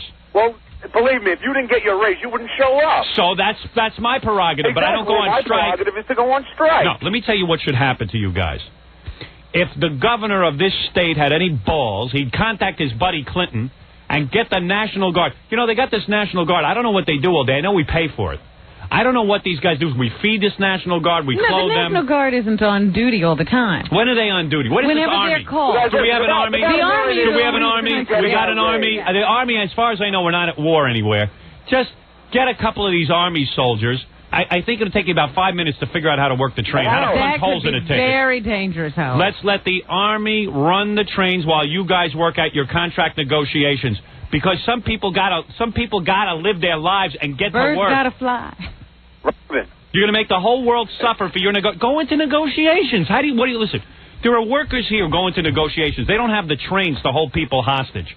Yeah, they don't. You have the trains. We should get our money. I believe you should get your raise. But why should everybody else be why does everyone else have to be involved in your contract negotiations? There are 10 billion people working out there who don't have the benefit of holding people hostage when they go into their boss for a raise. I don't see why you got to hold me hostage while you go in and negotiate your cheap-ass company. Hey, Howard? Yes? There's a guy on the phone who rides along on the road who just wants to scream at this guy. Go ahead. Put him on! Hey, hello? Son of a bitch. Who the hell do you think you are? You're going to get on and scream about me. When you guys... You're talking out your ass. Let the guy talk. Hold it a second. You know what you're talking about. I know that you guys make $46,000 a year plus benefits without overtime to punch tickets. And you guys are worried about... Quit your crying fanny routine. You're just jealous you can't get on the gravy train. So you shut your mouth. First of all, I made $46,000 in about 4 months. Oh, I'm impressed. I'm impressed. So get a damn limo and shut up about it. You're making so much money. How much money do you make? What's your salary? It's none of your damn business. Yeah, why don't you tell him? I'm lying. What? I'm lying. Tell me I'm lying. I make about 44. Is there a problem with that? You're right. I lied. Yeah. 46. And how about your benefits? How much? Hey, listen to me, Genius. What do you do? What? No, what you're taking the train. What do you got? You push a shovel in the city, Genius? Huh? You don't know what you're talking about. What do you do? What? What do you do on the train? What is your position? I'm really not going to tell you that. Why not? Why not? You're embarrassed to say you put a hole in the ticket? I was. No, I don't do that. I'm a foreman on the rail, Genius. You just shut your mouth. Well, no, we're talking about... Yeah, this guy's a bozo. Where'd you find him? Let me tell you something. I'm going to tell you about strikes. There are plenty of people who go on strike. They go to their bosses. They ask for raises, but they don't hold hostages. Hostage. Listen, I can't stay on the phone, Howard. I'm on my cellular phone in the car. I got jury duty this week. I got to go. Okay, bye-bye. A guy like that can go to jury duty because they don't miss them. Well, that's good. Only smart people know how to get out of jury duty. Let me tell you something. I hung up on that guy from the Long Island Railroad. Let me tell you something. Let me tell you something. This guy is a big loudmouth. He doesn't... Listen, he's got a great job over there. I don't say he's not entitled to a raise. Absolutely. But when I go for a raise, and 99% of the people go for a raise, they don't hold hostages. And the governor of this state, again, see, if I was governor, see, this is why I should be governor. I know how to run a business. If I was governor, I'd contact my a-hole buddy and tell him, listen, get the Army in here, and while we're working at the strike, let these guys punch holes in the tickets. Yeah, I mean, last time they had a strike, the government had to step in and told them they couldn't strike. Listen, we got to be able to make a living. But those 11 days, yeah. There are people who have to feed their families. They have to get to work. Yeah, they're talking about herding them onto buses. Yeah, Robin, you know what it's like. I mean, look, I live in Port Washington, so for me, it would still be hell. But could you imagine people that live in Suffolk County? Yeah, and what are we going to do? You're going to be able now to find parking in this city? Forget about it. No. And it's in the middle of the summer. They want to herd you onto an unair-conditioned bus. 95 Yeah, but make the one part of your life that's already unbearable more unbearable. Exactly. And now we'll have more cars on the Long Island Expressway while they continue to ignore us and do more and more construction on the Long Island Expressway. How is the Long Island Expressway going to take more cars at this point? Yeah, you tell me they can't handle the cars they have. Yeah, I mean, I hear. Let me tell you something about government and the dickheads you got running your government. From the top guy on down to the bottom level guys, they don't give a rat's ass about you and your commute. And all the newspapers laugh at me when I talk about being governor of New York State and cleaning up people's commute in one felt swoop, getting rid of all the road construction, getting rid of this nonsense with... I was sitting in the governor's office today. I'd say, go ahead on strike. It's okay. Go work out things with your boss. We'll continue to run the trains. That's all. That's a public servant. Where's Cuomo? Where is that guy? You know what it is, Howard? I agree with Why a lot am I yelling? of things you say, but, let's say you did win for governor. It's, hopefully... You do, but you're still going to run into that same opposition, that everybody is going to fight you on. Well, then they keep voting for the same idiots. Yeah, and it's a game. The Democrats, they get in, they're going to change. And all right. Goodbye. Go. Right, take it easy. We all have to go deal with our own private Can I just say one health. thing about Mark Harris? He reminds me like of a toothache that you keep touching with your tongue even though it hurts. Yes. But you just can't forget about it. That's exactly right. Yeah, or a car accident that is gory, but you got to look. Thank you. Yeah, all right. He's got that right. Guy makes a lot of sense, I think. No, it drives me nuts. I tell you something. The world needs to be straightened out by an authoritative figure like myself. Man who knows how to take action. So how should they go about getting their raises? Would you let them know? Same way you do, my dear. You go in and you talk to your boss and you try to work it out the same way that the engineers... On an individual basis? Listen, the engineers here at our radio station, they have to go in and negotiate every year. What do they take a train and hold people hostage? It's called negotiating. Talking with management and trying to get a raise. And I know it's not easy. All of us have to go through it. But what about the people who commute and have families to feed and can't afford to park in the city? Oh, that's all your salary. That's right. That's your full salary. These are people on limited budgets. What is this hostage holding? Well, I thought holding hostages was illegal in this country. Stugats. Right? Why can't they come to some kind of an agreement? What is wrong with the Long Island Railroad and the workers? That they can't sit down and hammer something out? No, believe me. Both parties are at fault, but the people who suffer are the people who ride the trains. If everybody drives in, at least one good thing will come out of it. You can park right on top of the homeless. You can park on the Long Island Expressway. We'll solve the homeless problem in one fell swoop. We got more bums. I love this name, homeless. When did they come up with that? Homeless. Homeless are bums. Howard. What? They ain't homeless anymore. No. They build condos on the corner. I know. There's one corner. I saw a guy in a cardboard box nicer than my house. It's unbelievable. Look, I don't mind those people. Because oftentimes those people have the dignity not to beg. Ah, they're all bums. They go scavenging and they build their homes. It's called bums. The guys that bother me are the guys who are at the door of the bank opening it for me. Make me the governor. Get rid of all the bums. I got a hidden agenda once I get in office. I'm not even talking about it. That's scary. I'm going to give you a couple of bonus points in my euphoria of being governor. All of a sudden you wake up one morning, boy, the streets are clean and the bums are gone. What the hell happened to them? Let OJ loose. Oh, jeez. Your secret weapon. That's right. OJ, I'll let you out of jail if you just take care of the bums. Give me a rake and a hoe. I might stay in just an extra week to clean up the city. You're not going to do anything about welfare while you're in. But I can't do everything. I got so much I can do. I'm a busy man. I got movies. The movies are calling me. All right, very good. It's enough of that. I had to let that out of my system, Rob. I'm embarrassed the way I did it, but I had to do it. All right. And he says they will go out on strike tonight. I thought they were making progress. Well, no, they're going on a strike tonight, and this morning you can't get a train. It's a goof. It's a preliminary. I want to show you what it's going to be like. Right. Let me take a break here, Robin. We'll come back. We'll do some news. We're back with the Howard Stern Show. All right. Some woman on the phone that wants to take issue with me. What? You've been just raising the issues today, haven't you? No, she's probably related to somebody on the Long Island Railroad. I hear him talking. Someone wants to get... How's that for a voice? How'd you like to live with her? I hear him talking. I hear him talking. Hurry up. This must be a real serious phone call. Hello?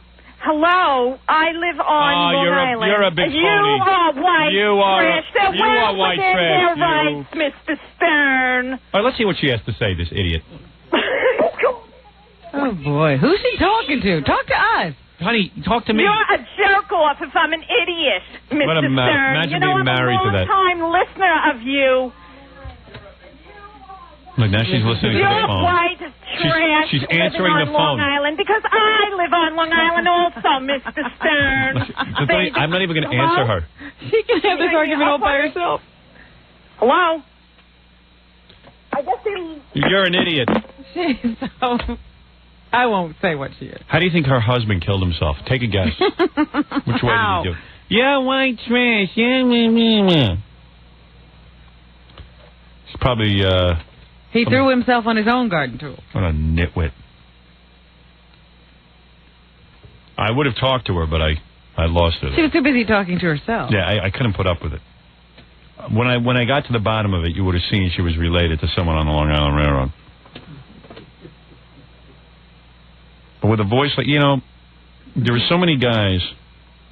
I think there's a school for women. They teach them, here's my theory, they teach them how to talk so they can trap guys into a marriage. They talk like this when you meet them. Hi, you're really cute. I think you're a great guy. Then you marry him, and about 2 years later they go, and listen, you're like trash. They get that wine. It's got to be a school out there that we don't know about. Listen, Mr. Stern. Listen, hey, he's on the air with me. You have some nerve. Oh. My guess is her husband took pills, then he slashed his wrist, and then he jumped off a ledge. And that was the end of it. He double killed himself. Maybe the wedding ring gets so tight that it turns up the volume, and that's what happens. Maybe they don't go to a special school. Maybe it's like, you son of a bitch. Yeah. You slip that ring on their finger and they go from ay to ay. I want to live the rest of my life with you. You are so hot. You really oh God, give me more sex, you hot devil. You son of a bitch. 2 years later. I live on Long Island, you white trash. I'm telling you, right on the altar. I'm a guy's man, right on the altar. It goes like this. I do. Starts out in the normal voice, and as she's saying I do, it changes. It's like a werewolf. I do. Cherry Canopy! Hey, do that again. I promise to love Cherry Canopy! Right. Ugh. Oh, that Stevie. That is Skivosa. Get her back on the air so I can hang up on her again. I feel like you're at home. She makes your skin crawl. Makes you want to become a homo. I'd rather be with a guy than her. What do you think of that? Oh, yeah. What do you think of that? I'd like to enjoy... If there was her, she was the last woman left on Earth. And just a bunch of guys, you would go with the guys. I am convinced that men become homosexuals. You're not born a homosexual. You hear that voice, and they go, you know what?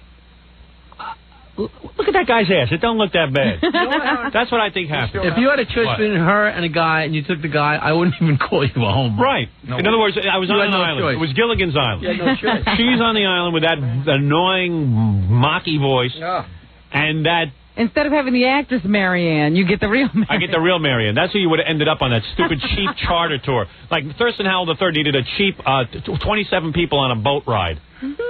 Yeah, the guy, multi-millionaire, guy has assets exceeding $1 billion. He doesn't have his own yacht. You got an actress on there who's a major name, and she's taking a boat ride with some professor who makes $23,000 a year. Hey, you tell me how that happened. I'll tell you with a real boat ride. That's the boat ride I'm going to end up on. I'm going to end up with that Yenta and 2 other doucheheads.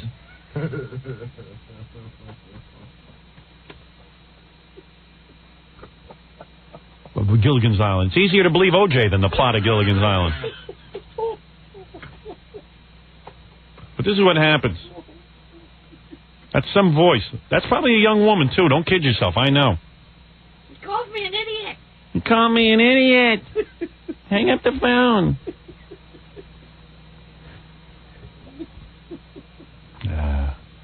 Pig. That's a pig. That's all that is a pig. That's not a human. But I swear to you, you put me on I'm going to tell you something. I'm an old man. There's nobody on this planet loves women more than me. Nobody. I see a woman, I melt. All right? That girl Dr. Lou just brought in, I wanted to jump on top of her and devour her. I'm so busy thinking about her, I haven't even talked to the guys about her yet. Very cute. Very cute. You didn't even see her boots, did you? I saw everything. Got to the boots. She had boots all the way up to her knees. I was on her stomach. Sure it worked. Yeah, flat stomach. You bring a girl in here, I'm putty. Ask Robin, she knows. She has me wrapped around her finger. Those beautiful chests. Oh. She knows how to use those, too. She knows I hunger for that. They all use it to their advantage. But I'll tell you something. You put me on an island with that Yenta, I'd be eyeing a man's buttocks. I think a man is more feminine than that woman. A horseshoe crab is more feminine than that woman. All right? Cut her head off. Cut her head off. You'd have to cut her head off for me to start going back to women. Carve her brain out.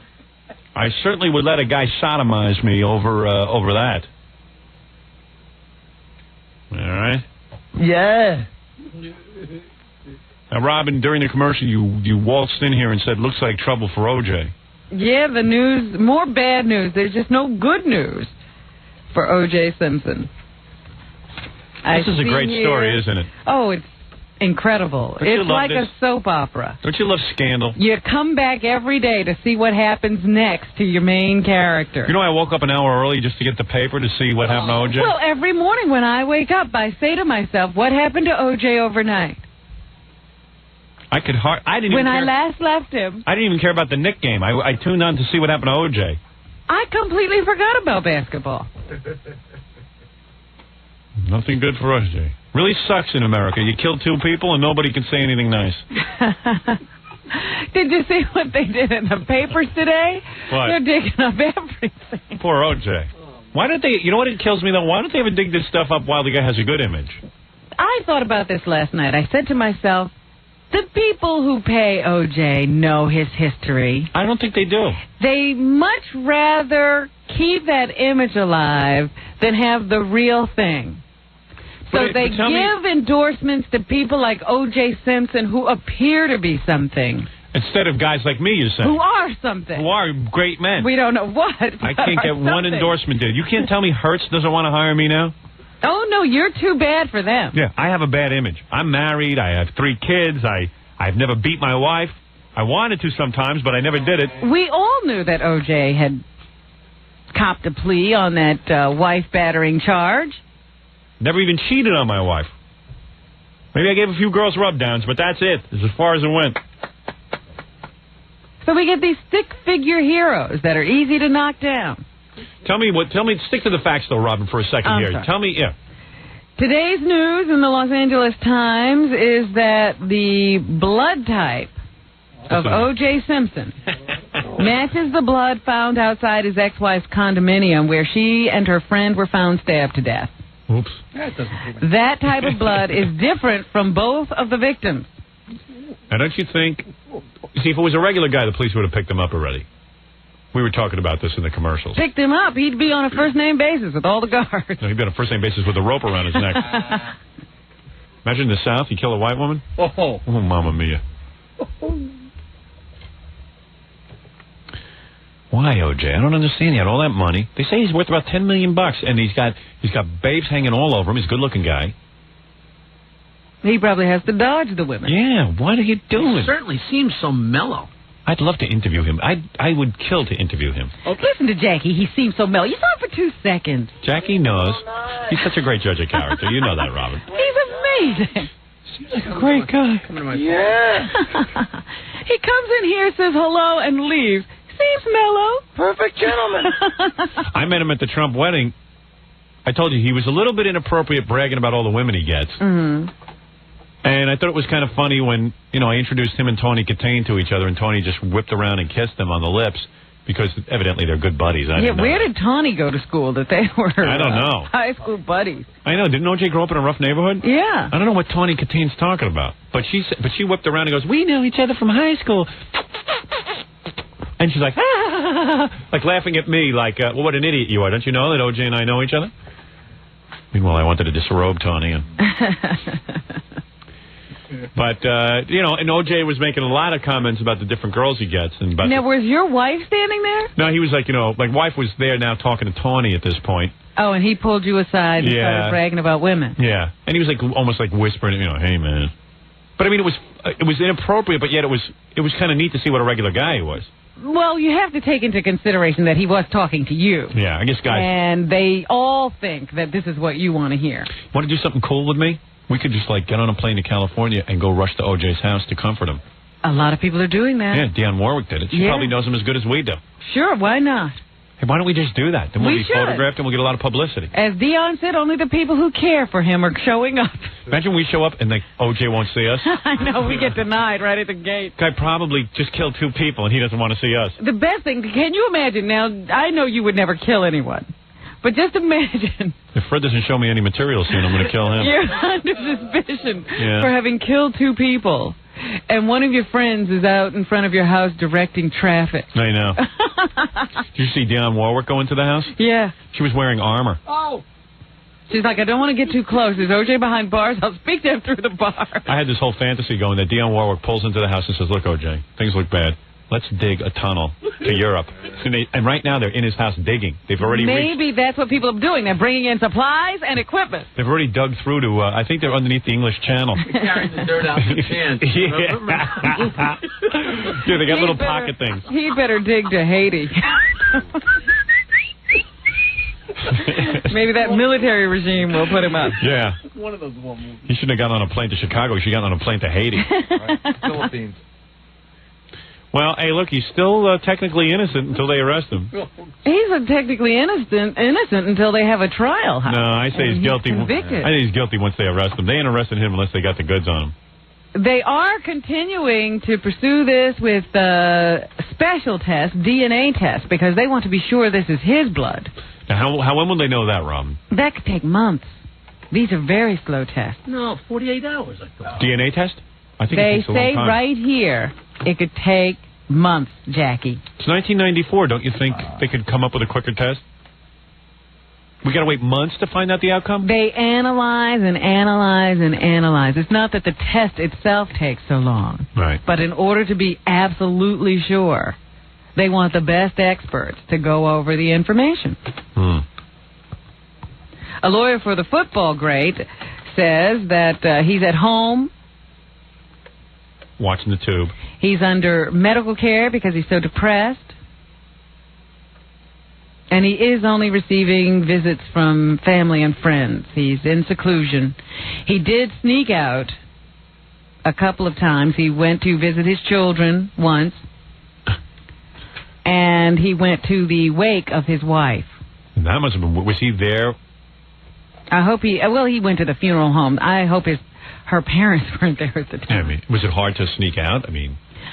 It's pretty easy because they just have limousines pull up to the house, and he gets in, and then they take him through the gate. So once he went to the funeral, to the wake, once he went to see his kids, and then the strip club, right? Did he go there? I would go there, cheer myself up. They don't know if he'll show up at his wife's funeral today. She's going to be buried. Oh, I want to be there if he does that. Now I'm flying out to California. They also say that OJ could be arrested within days.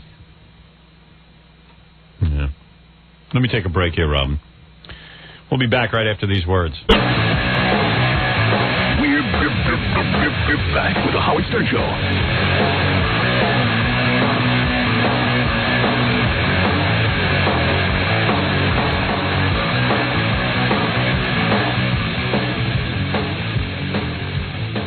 Okay. So where were we in the news? We did OJ. Well, I just wanted to sum up some of the things we've learned about OJ and his marriage since his wife was killed. There were fights, more than one. Sure, but there were good times, Robin. There were many calls to the police. So that's how bad the fights were. Right. They say she may have been a classic battered wife. A Los Angeles police report of a 1989 beating incident says that when the officer pulled up to the house in Brentwood, Nicole Simpson, wearing only a bra and sweatpants, was hiding in the bushes. She cried nervously and repeatedly, "He's going to kill me." The officer asked her who was going to kill you, and she replied, OJ. And he goes, "Oh, sure." Within seconds, OJ came out of the house and yelled at the officer, "I got 2 women, and I don't want that woman in my bed anymore." All right. So immediately he started bragging to the officer. I tell you, he was bragging to me when I met him. He told me he had 2 women and he didn't want that one in his bed anymore.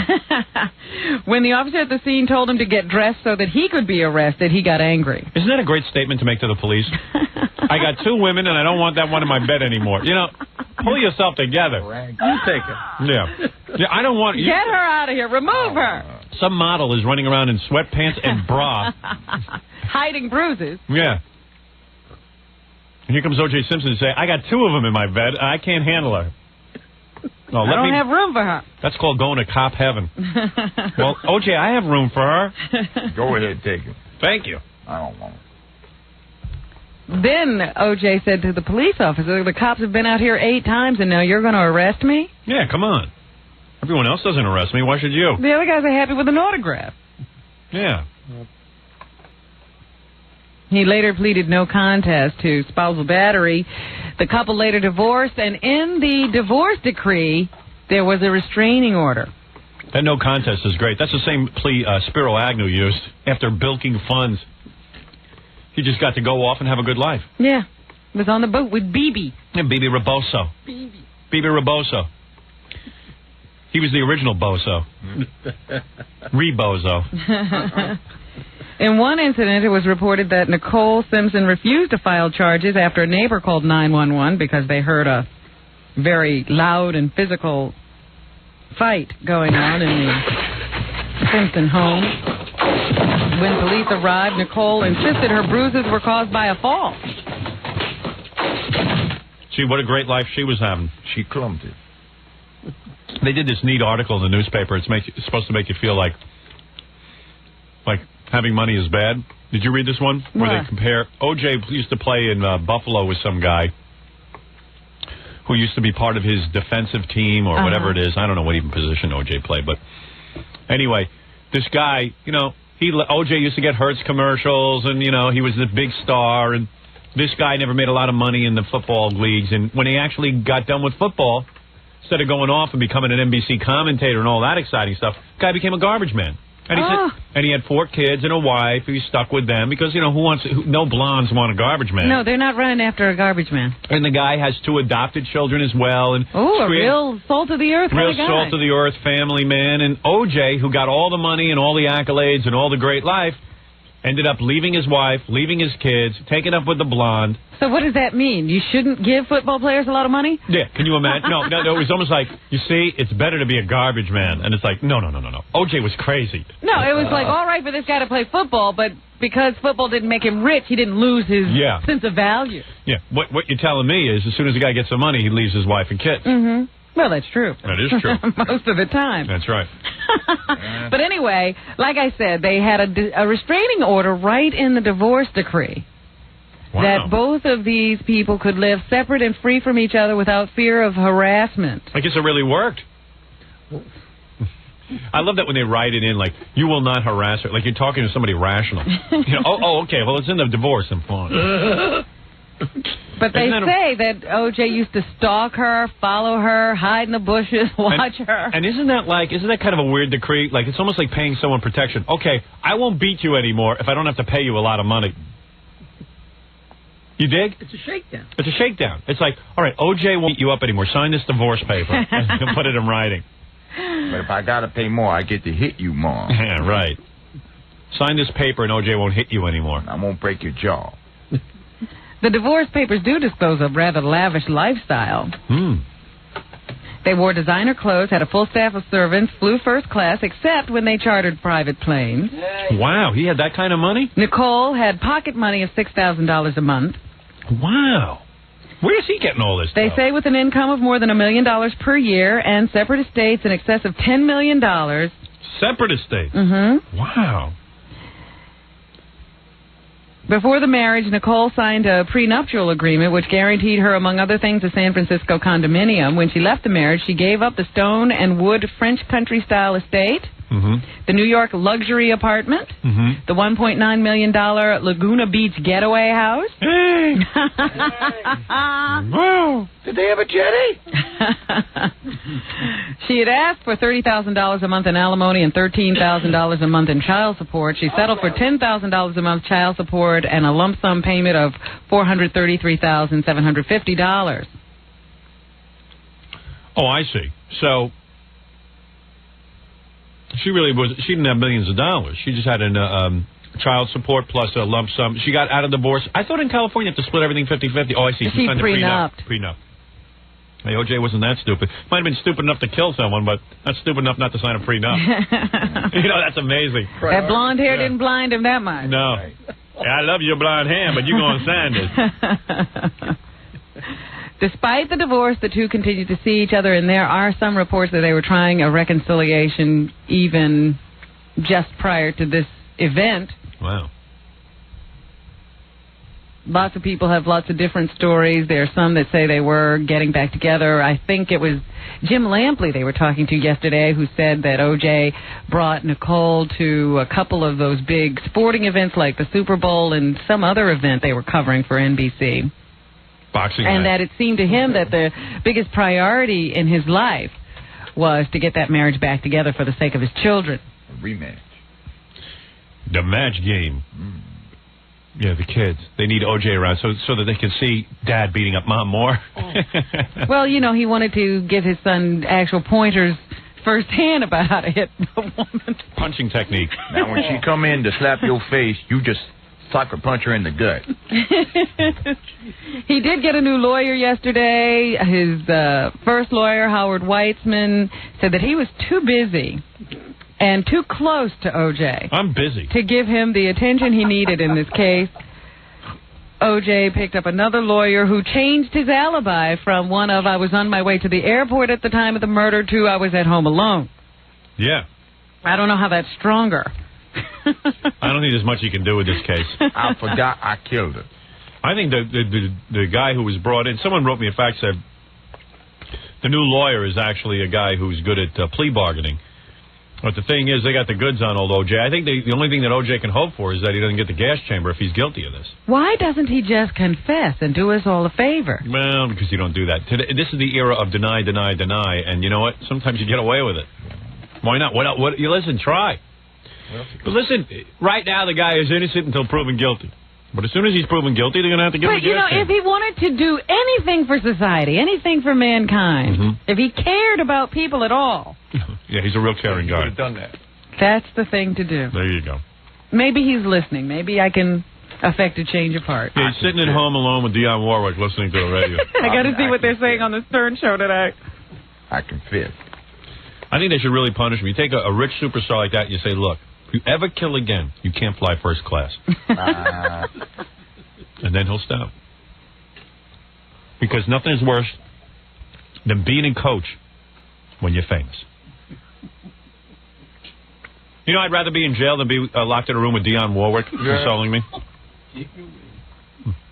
She came over with some psychic friends. Send me Lock me up. Quick. Lock me up and throw away the key. O.J., I want to tell you the future. I'm guilty. Yeah. Doesn't look good. I'm guilty. Smoke me in the electric chair. Dionne, why are you wearing such big glasses? That is a big job. And those power frames? Make my nostrils look small. We talked about this a little earlier, but this is something O.J. ought to think about. They do have the death penalty in California, and they do use the gas chamber. Whoops. In North Carolina, Raleigh. Really? Raleigh, darling. Raleigh. Oh, I thought you were slipping into your No. David Lawson went screaming and yelling yesterday during his execution. He was the man who wanted his execution televised by Donahue. They were denied. But the execution was carried out anyway. He was strapped into his chair. He began screaming when the executioner tried to put a mask on his face. His words weren't clear, but he seemed to be yelling, I'm human, and possibly, don't kill me. I'm a human being. The gas began filling the room. And Lawson gasped for about 7 minutes before becoming still. I'm a human being. Yeah, they hooked a pipe up to my ass, and I had to gas him. No more and no less than any other human being. It is no more right for the state of North Carolina to take my life than it is for me to kill Wayne Shin. That was his earlier final statement. I'm sorry I killed Wayne Shin. I hope one day North Carolina will be sorry they killed me. Yeah, we're all crying over it. Lawson was taken to the chair or the gas chamber in a diaper, wearing boxer shorts, a diaper, and socks. So when he evacuated when they killed him, he would be making his diaper. Wonder whose job it is to take that diaper off and change him. I guess the mortician. Jackie Marlowe. Yeah, it's not a matter of changing, just cleaning up. He's not going to go again. He just looks like corn. The man he shot was 35 years old. He was shot in the back of the head at point-blank range as he pleaded for his life. His father was also shot in the head but survived Lawson had filled a pillowcase with items such as jewelry and a camera, but left it behind. In his 1981 trial, he told jurors to gas him if they thought he was guilty. He also said he regretted not killing Shin's father. Because he probably wouldn't have been identified. Maybe. He could have chosen to die by lethal injection, but he refused to make a choice. So the North Carolina officials had no other option but to give him the gas. And the gas made him vomit for 20 minutes. I'd much rather go by lethal injection. Yeah. Why would you? Imagine vomiting for 20 minutes and then evacuating in your diaper? That's no way to die. And why would you want to have something in your stomach? What's that last meal all about?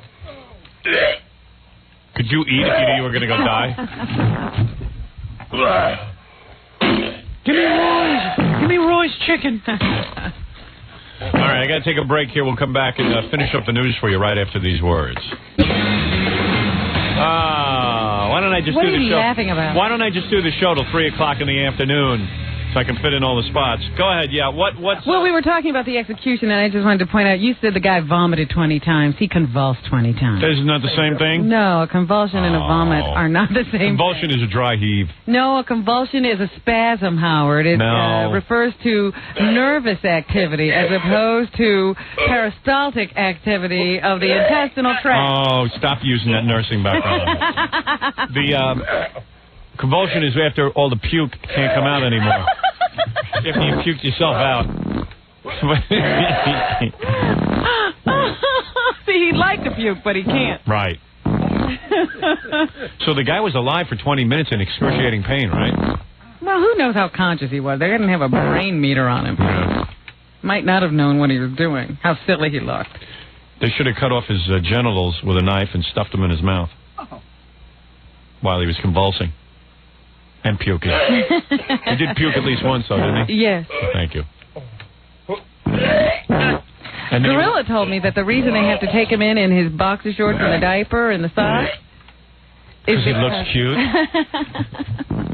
is because the gas gets stuck to your clothing. Oh. And so anybody who came in to then take you away and clean you up might succumb. And also the diaper is to catch all the excrement. Well, yeah, I'm just saying they take you in dressed very sparingly so that the material in the clothing doesn't soak up the gas and kill somebody else. You vomit and then you duty all over. God. Good. You deserved it. Donahue says that he got no support from the mainstream media in trying to get this execution televised. He said this issue is like a tar baby. What? A tar baby? What's a tar baby? Isn't that a racial slur? I'll cut him. You have to ask Donahue. A tar baby. Oh, it's sticky. Okay. Sounded racial. I don't know whether to be offended or not. I'm going to hit him with a hoe. He was knocked by everybody, including the tabloids, he says. Well, the reason they didn't come to his aid is because, quite frankly, they don't want to help him in his crusade to higher ratings.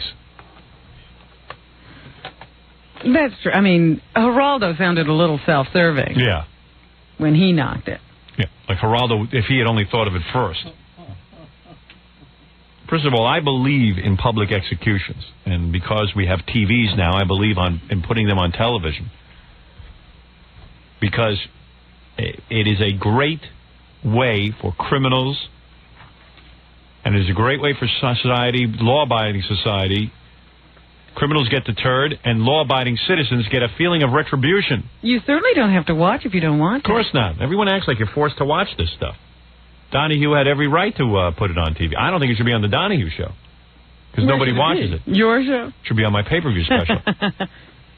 I don't have a pay-per-view special, but I could quickly put one together around that. I bet you that would be the biggest box office gross of all time. I wouldn't doubt it. I would not doubt it. I think we should do it just out of curiosity. Just looking at the sales they rack up on those Faces of Death videos lets me know that there's an audience out there. And believe me, if I got to do it on pay-per-view, it just wouldn't be an execution. I would build the whole show around it. Oh, there'd be contests with girls. Right. The whole thing. And you'd see everything.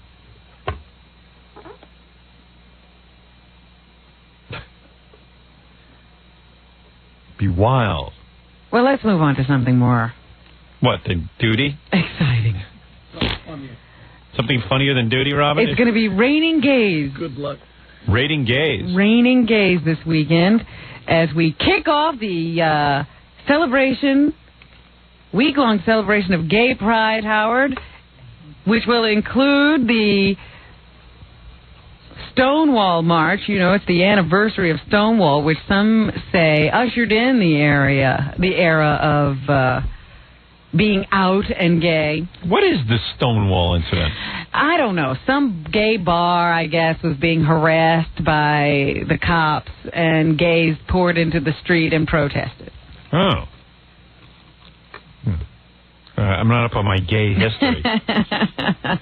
So I just try to go to work, that's all.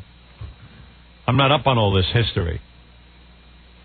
Hundreds of gays and lesbians at that time poured into the street for 2 days to stop the cops from harassing them as they were just trying to have a little social activity.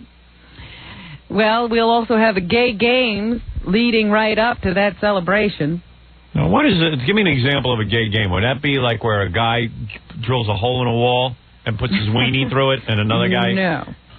Or is it just more traditional games? More traditional games. It's an Olympic style.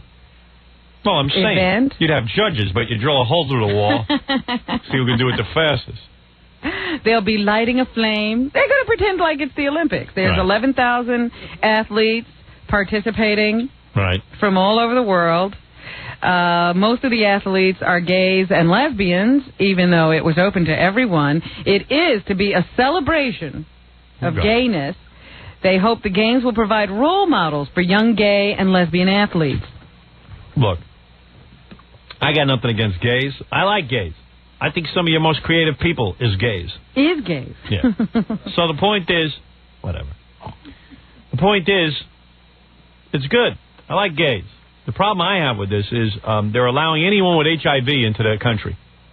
They're crazy. We got a death wish in this country. You don't have to sleep with anyone you don't... Listen, it's not up to... Sexual history you don't know. It's not up to me. I got people who live in this country, unfortunately, who can't live up to a moral standard where they don't have sex with everything that walks. We got an epidemic in this country, and nobody's recognizing it. Let me tell you some of the events. Now, give me some of the gay events that I'll be seeing. There'll be aerobics. That's where you pick your scabs fast? So you build up a sweat? Basketball, billiards. Power sucking. Golf. I hate broads jump. Ice hockey. Martial arts. Bodybuilding. Body sculpting. There's going to be one event at the Paramount Theater. Yeah, that's the nipple piercing. Billed as the world's largest physique competition. Hooga. Powerlifting, swimming, tennis, and wrestling. 50-yard bend over. 100-yard colon grope. Most of the events will be free, but there are tickets available to, the opening and closing events through Ticketmaster. Really? Listen, there's nothing wrong with this. This is all right. We should be tolerant. And the closing ceremony will be attended by such singers as Patti LaBelle and Cyndi Lauper. They'll be performing. She's always trying to suck up to the gays, Cyndi Lauper. I'll tell you, look, here's the way I feel. There are people who come up to me and say, Howard, why don't you come out against the gay games? I said, look. Oh, they have said Yes, they have. And I say to them the following. I say, listen, you got to get with the times here. Got to understand something. What do you want to do with gay people? You want to see them all dead? What do these people want? Do they just want them back in the closet, or they want them out of here? Tell me what your fantasy is here, because the reality is that there are going to be people in your family who are gay. There are going to be people around you who you work with, friends, your children, who are going to be gay. There's a lot of this gay going around.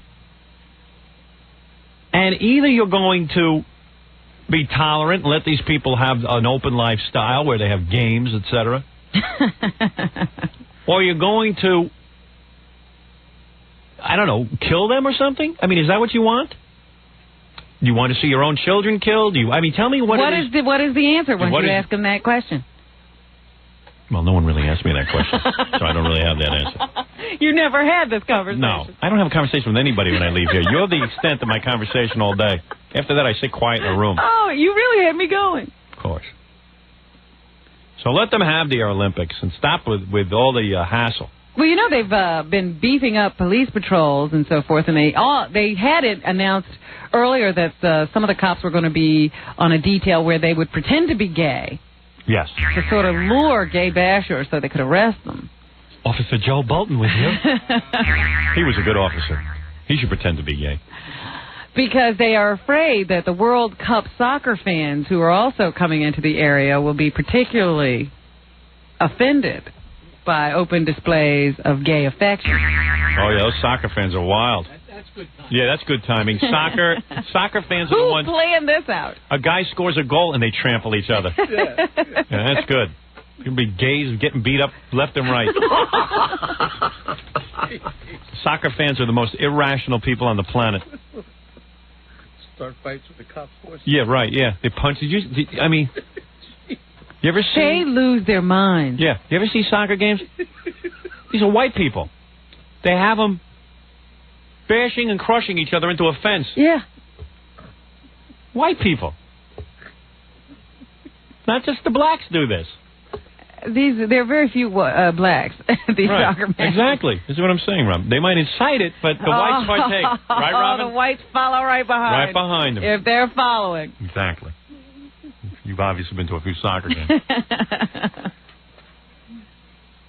Anything else, Robin? Yes. Liza Minnelli and RuPaul and Gregory Hines are slated to perform at the soccer Stonewall celebration.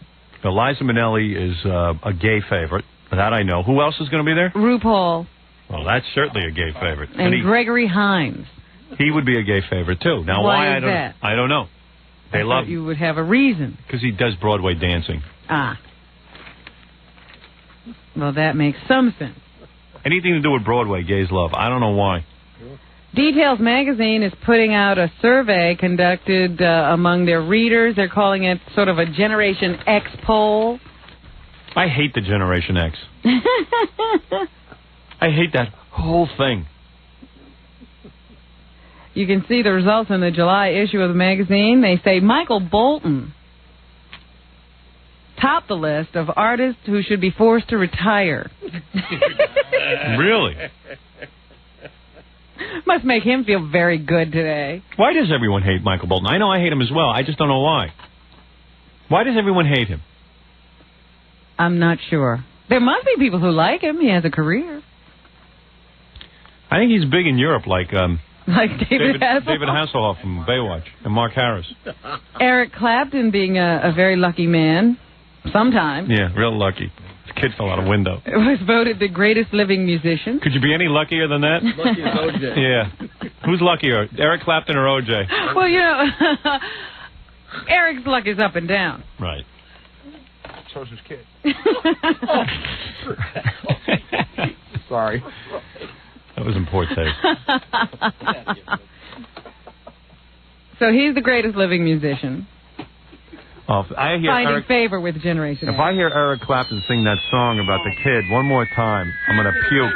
I'm gonna go into convulsion 20 times. Music. I mean, every station across the board, no matter where you. And what is the name of that song? Tears in Heaven. Oh. And if I see you in heaven again, if I knew your name, will I see you in heaven? God, why don't you just put a knife in my heart? How does he even get through that song? I don't know how you sing a song that is related to the death of your child. You got to be heartless.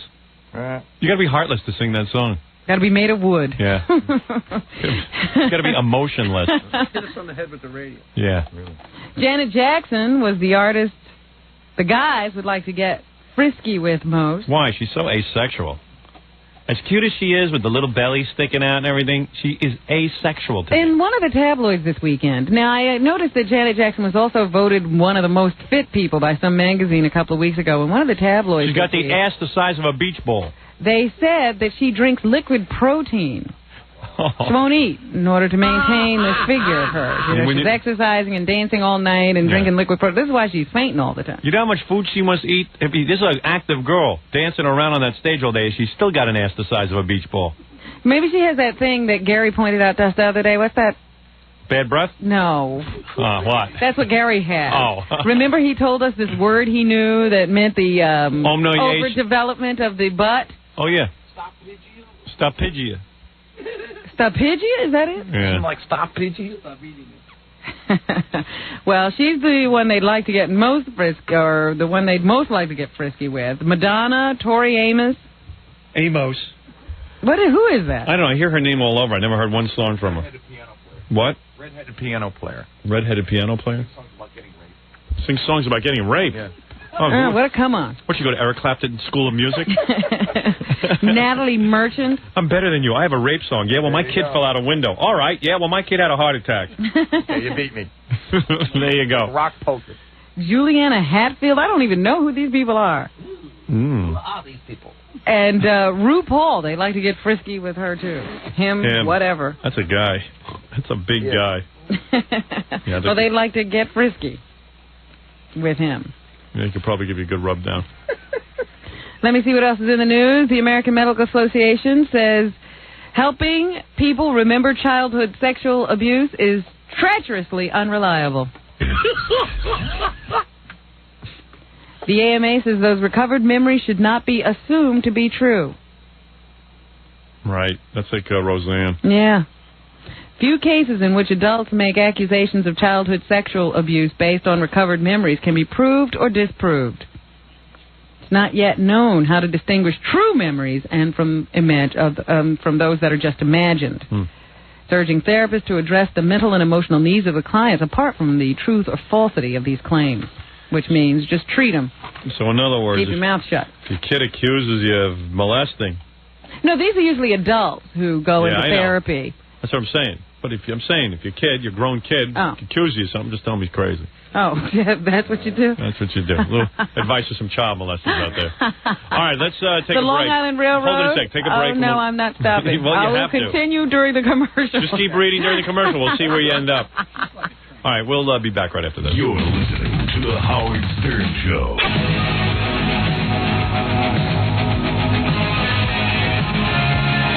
What song is this? I'm not sure.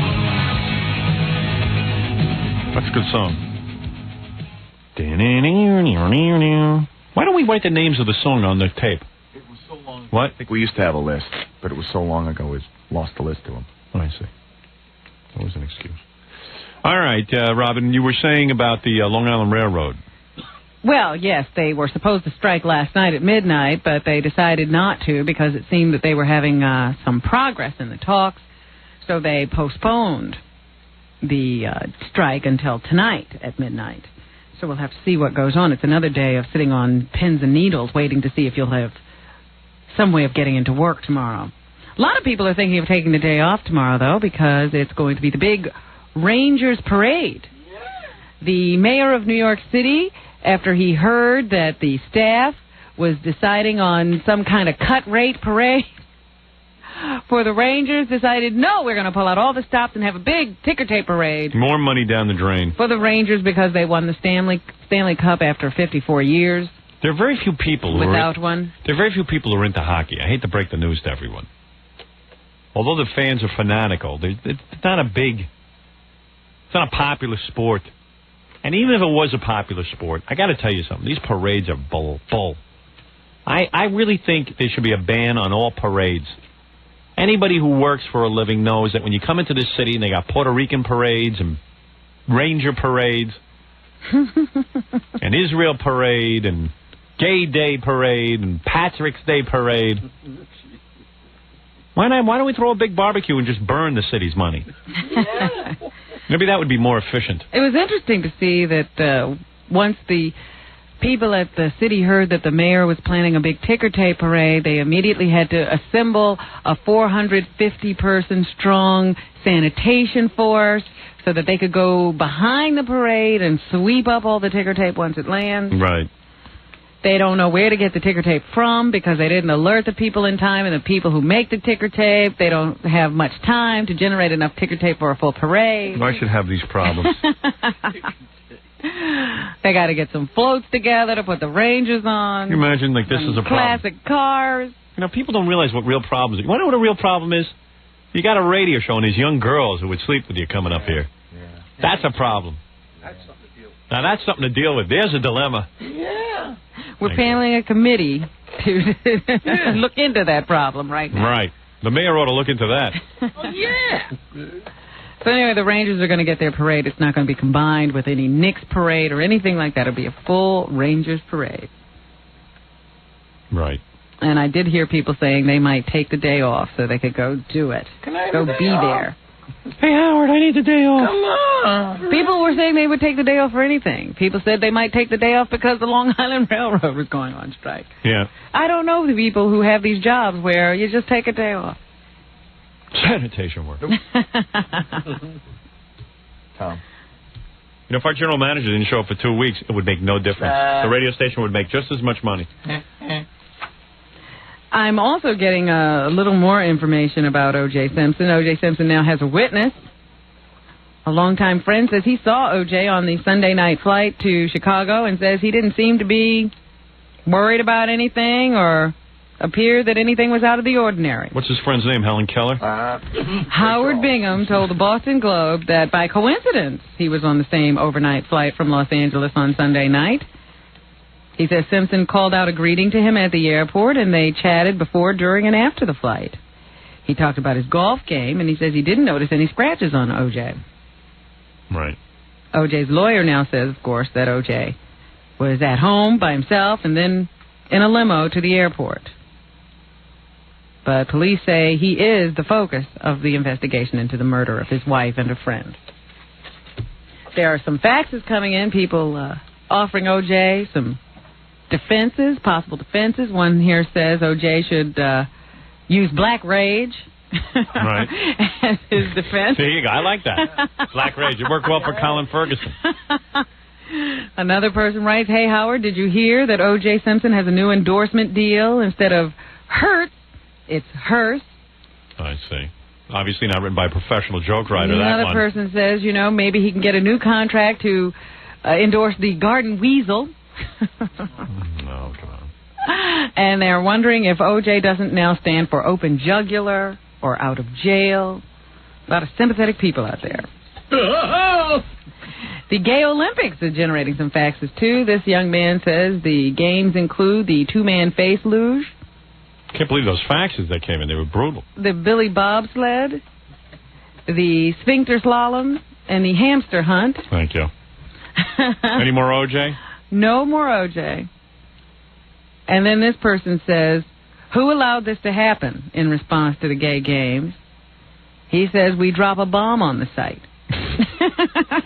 Another sympathetic listener. And P.S. is bomb. Gay bashing an event. Gay bashing. No, that's going on at the soccer game. Not a lot of sympathetic people out there. We got a call during the commercials that OJ had shot himself in the head, and then, of course, it didn't pan out. Yes. But that'd be the manly thing to do, though. Just take your own life. Be done with it. No, I think you should face your punishment. You see how bad the charges are, and then kill yourself. And finally, who won't be getting into Giant Blue this fall is Phil Simms. Oh, he's not going to be on the Giants anymore? Nope. They released him yesterday, but Phil refused to retire. He says he still feels like he can play. So he's offering himself up to some other team. Yeah, he's going to play high school football. 38 years old. He's a legend in the Giants. But he's not a Giant anymore. Wow. So that's it. I hope I don't go home and see my wife with a waiter. Oh. I don't know what I'll do. Well, one final thing I keep forgetting to mention. Hey, we all hate waiters, but he went too far. Yeah. Cab Calloway. Yes. The Heidi Ho man. Heidi Ho. Yeah, what about him? He's being treated for a massive stroke. His daughter said yesterday that the doctors are taking the situation day by day, day at a time. He's 86 years old, best known for his version of Minnie the Moocher. Love that song. And even his wife says that the doctors are telling her that Cab is coming to the end of his road. Cab. The cab is coming to the end of its road? That's great. It's very poetic. Cab is coming to the end of its road. Why don't they just put another $1 in and see if it'll go a little further? Just leave that meter running. Yeah. Let the meter run. Very good, Robin. Nice newscast. Yeah, I feel very informed. Oh, yeah. Cab Calloway, sad news. Is he turning yellow like a cab? Or is he... Strokes don't turn you yellow. Well, it's been an exciting day. What we did here today is we contributed nothing to society. We just sat here and eliminated people one by one as we went through their emotions and feelings and cut them down. Another successful radio program. Reduce them to nothing. Right. We pointed out everyone who sucks and everyone who's great. Turns out we're great and everyone else sucks. So that's what we learned on today's show. We also met Michael, who is writing my movie. I don't know. Can I say one final thing to page 6? I was announcing Michael's last name. I'm sorry. Michael, what is your last name again? Kolesnikov. As in the Kolesnikovs of Dorchester? No, it's the flying Kolesnikov. Oh, those are flying Kolesnikovs. Thank you. They say in page 6 today that Reverend Al Sharpton is going to, he's running for the Senate, the U.S. Senate seat now held by Patrick Moynihan. Yes. And they expect him to be hammering away at the idea that Moynihan has lost touch with black voters. In page 6 today, they say that Moynihan has a secret weapon. He has a black daughter-in-law. All right. Her name is Tracy, and she's married to his son Timothy, and they say that she was prominently displayed in a family photo. Of course. Well, are you kidding? I'm trying to get myself a black something or other, so when I run for governor, people will know that I am sympathetic. Or one of those photo opportunities. It wasn't an actual picture that they were posing for, but they had a photo op set up for... Robin, get me some blacks I can pose delegates with. To the state Democratic convention in Buffalo, and she was right out front in the family. Good thing I have that lawn jockey on my front yard. I can pose next to that. I just find it very insulting to think that just because he knows a black person, that means he's in touch with black people. Sometimes that's all it takes. No. Maybe she's out of touch with black people. Ever think of that? Yeah. Well, anyway, Robin. Kind of insulting. I know. Well, what are you going to do? He'll be insulted tomorrow. We got to get out of here today. All right, everyone back in my office. Baba Booey's showing weird videos. Oh, is he? Yeah, he's got something to show us before I get out of here. And also, Jackie Platinum, Joke Page Martley, congratulations to you, my friend. This Friday, he'll be at the Comedy Cabaret in the Dover, Delaware Sheridan Inn. Is that a return appearance? No, this is the first. That's a first. Dover, Delaware. Friday night, June 24th at the Comedy Loft in Nanuet, New York. And to order Jackie's Wild Comedy CD, 1-800-323-5464. This Saturday, June 18th, here's one that'll surprise you, the Fred Norris Band at Downtime in Manhattan. They're really catching on, that band. Sure. Don't miss Stuttering John this Saturday, June 18th at Raw in Bayside, New York. And don't forget, more information, call 609-546-STUPID. Go see Jacqueline dance, the girl who was in here tomorrow. I mean, was in here today. She'll be dancing tomorrow at Lace, today and tomorrow in Wayne, New Jersey. And if you're planning a wedding or summer party, you need a great DJ, call Scott the Engineer's Rocket Entertainment in the New York tri-state area. Call 718-BAG-5040. Oh, one other thing about Joan Rivers. She's now had her Can We Shop show canceled. So you say that like you're happy. No, I'm very upset. Her Broadway show closes and... Yeah. TV shows canceled? Well, she still has, she has nothing. You're right. She has that 40-year-old boyfriend. Right. Although I heard he just called in. He's leaving. He didn't know her show was being canceled. He went the way of the shopping show. Right. That'd be great. A triple header. Let her boyfriend break up with her, too. Oh, no. All right. Very good, Robin. Thank you. We are going to talk to Joan, see what she's going to do now. I don't know if I did a plug for Scott, did I? No. If you're planning a wedding or summer party, you need a great DJ, call Scott the Engineer's Rocket Entertainment in the New York tri-state area. Call 718-BAG-5040. We'll see you tomorrow. Tomorrow.